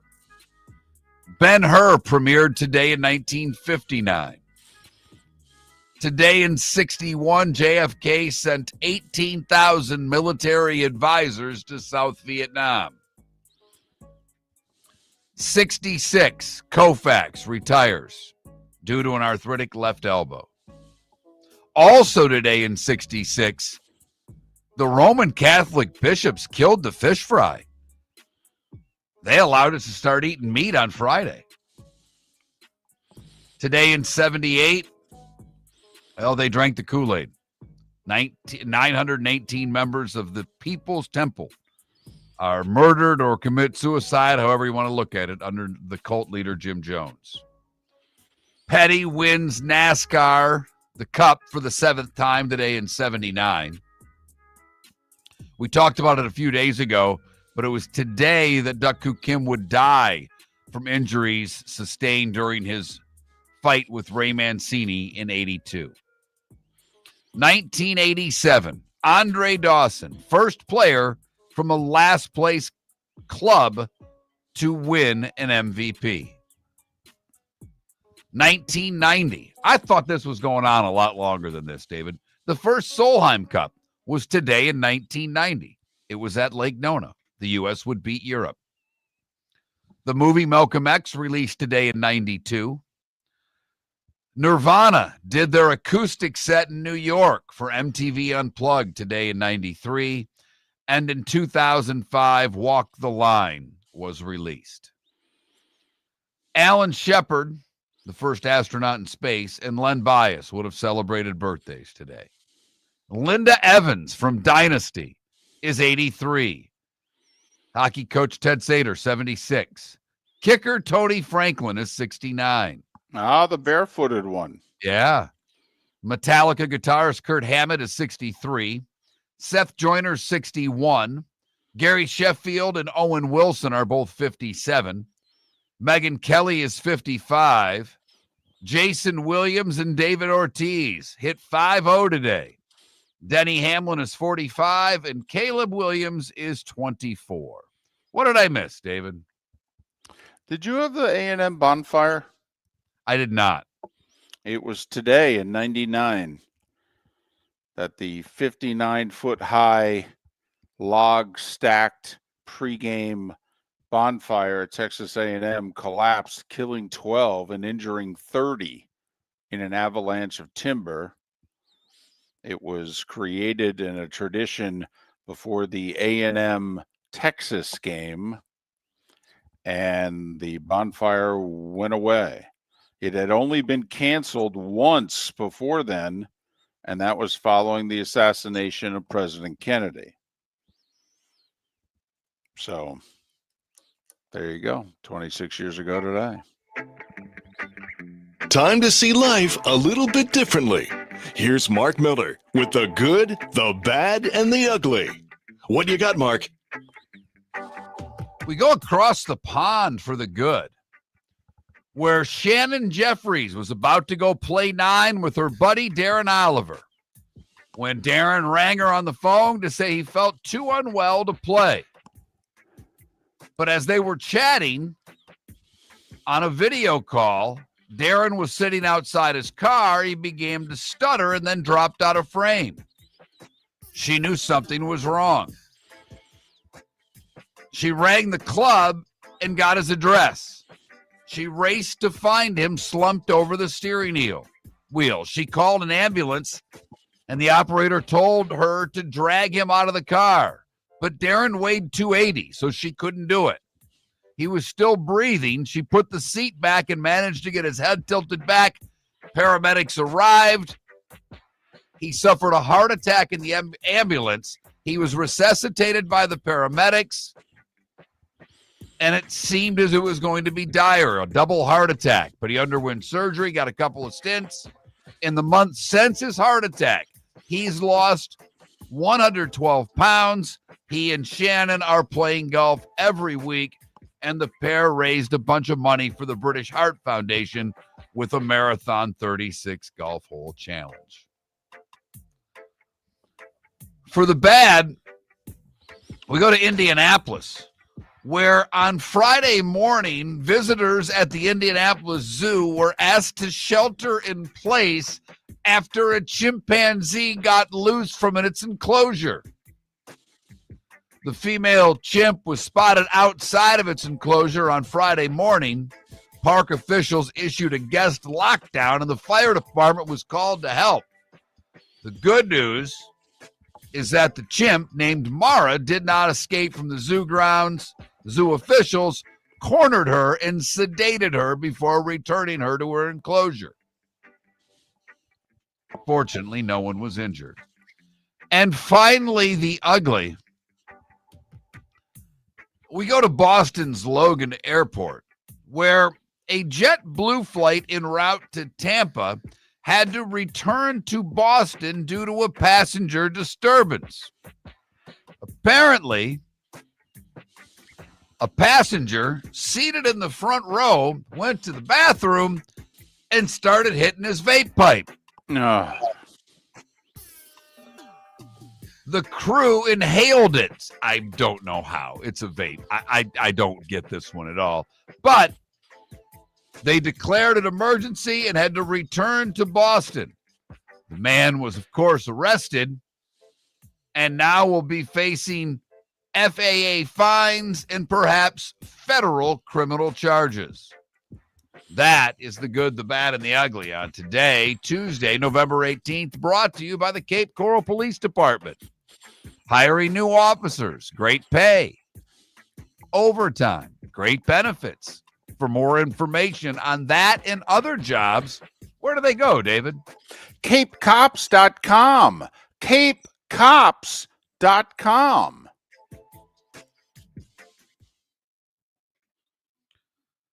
So there you have it.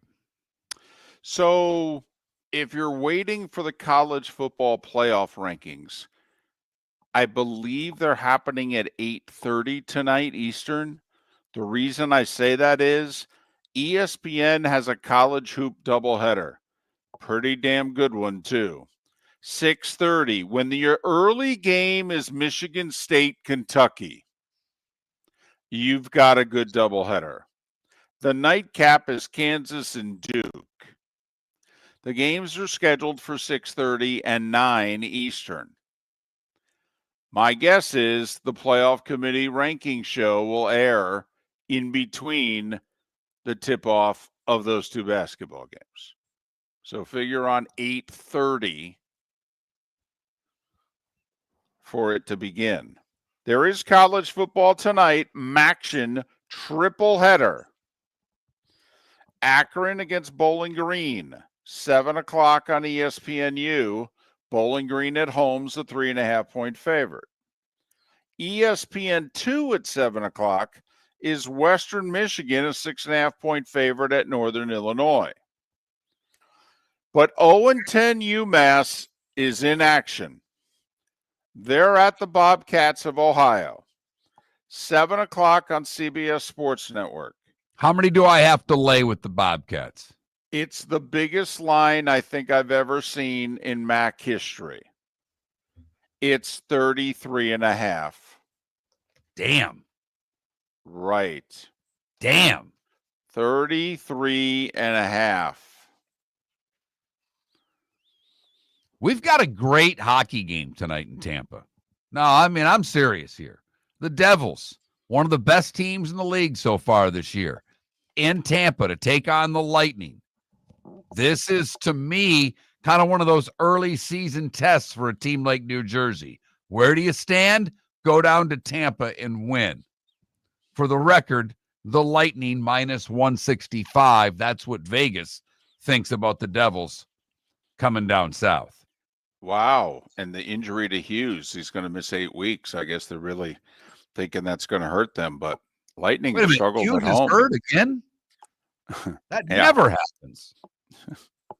There's 3 of them, though. You got to get all their injuries straight. 6 NBA games. By the way, 8 NHL games. I think your Wings host the Kraken. My Rangers are in Vegas. None of them nationally televised unless you count an NHL network, but no ESPN or Turner tonight for hockey. 6 games in the NBA. Tuesday night's the NBA Peacock thing, where if you're east of the Mississippi, the early game is on NBC, the late game is on Peacock. If you're west of the Mississippi, they flip it. The doubleheader, Orlando is playing Golden State at 7. That's not part of the doubleheader. Memphis and San Antonio is. Think about that. Morant wants out of Memphis and no Wemby. Well, and they're both out. Morant's hurt, so's Wemby. Right. Okay. And then the nightcap, had it in front of me and lost it on East Coast Peacock. Phoenix at Portland. Man, NBC is all into this NBA thing. Pistons in Atlanta, back-to-back for the Pistons. They won last night on the road tonight. Atlanta, a slight favorite in that game. Golden State and Orlando, that's a pretty fun game, providing everybody plays for Golden State. Yeah, I agree. That's the game of the night, for what it's worth. But that's a little look at the NBA and the NHL. And, of course, where would we be without Maction? College hoop tonight, as David mentioned, pretty good doubleheader. Sparty and Kentucky, Duke and Kansas, the two games tonight. College football playoff rankings will be between the two games of the doubleheader. Pay attention to teams ranked 11 through 14 and how they stack them up. That, at least to us, is everything as we try to figure out how this is going to shake down between now and the end of the season. I'm even willing to go as far as 17 because USC and Michigan are going to be in the 16-17 range. Miller and Moulton, Seth Everett, Bud Elliott, Chris Perkins tomorrow. At the Diamond District, we know what you want. Experience wall-to-wall diamonds during our diamond event, November 21st through 23rd. This is our biggest event of the year, featuring an expanded collection of GIA certified diamonds, designer jewelry, and exclusive collections from Takori. This is the perfect time to start your holiday shopping. More diamonds, more choices. November 21st through 23rd, only at the Diamond District. At the Diamond District. American Paint Supplies, for nearly 30 years, is your one-stop shop for all your coating needs. If you are a designer, a contractor, a professional painter, or a weekend warrior, American Paint Supplies is the place where experts go to get expert solutions. At 6100 Shirley Street in Naples off of Pine Ridge, American Paint Supplies delivers the best solutions with the best products with the best support. Meet Gene and his team today at American Paint Supplies. Call 239-566-2700. That's 566-2700 or online at AmericanPaintSupplies.net. The 2025 Industry Appreciation Awards in Fort Myers have wrapped up, but the celebration of business excellence continues, hosted by the Lee County Economic Development Office, Horizon Council, and Horizon Foundation. This annual event honors the innovators, job creators, and community builders driving the region forward. Visit IndustryAppreciationAwards.com to see this year's winners and learn how local businesses are shaping a stronger, more resilient economy for Lee County, building a better community through business, sports, and tourism. Your roof is your home's first line of defense. At Pelican Roofing of Florida, Ronnie John and their team bring years of experience to protect what matters most, your family and your business. From residential repairs to large-scale commercial roofing, we deliver honest work, fair pricing, and quality you can trust. An upgrade on your roof can lower your insurance costs. Don't wait for a leak to turn into a disaster. Call the experts at Pelican Roofing today. 1-866-9-PELICAN. That's 1-866-9-PELICAN. Online at PelicanRoofingCompany.com. CCC 1332512. When Glass Doctor replaces your windshield, we don't just send you on your way, we send you off protected. Your local Glass Doctor includes the industry's only 12-month windshield protection plan at no extra cost. That means unlimited chip repairs and even a one-time replacement if needed. High-quality service backed by real peace of mind, right here in your neighborhood. Glass Doctor, Glass Doctor. Call the Glass Doctor, we fix your pains. Oh, yeah. Exclusions apply. See your local Glass Doctor for details. Mark Miller for Sleep Treatment Direct. They are helping me with sleep apnea. And by helping me, I mean curing me. No more CPAP machine. No more snoring. No more tossing. No more waking up exhausted. Their expert team got me the right treatment, fast and hassle-free. If you want to feel energized and get rid of your snoring, call Sleep Treatment Direct today. 444-1741. That's 239-444-1741. Sleep Treatment Direct. Sleep safe and sound. This is Miller and Moulton.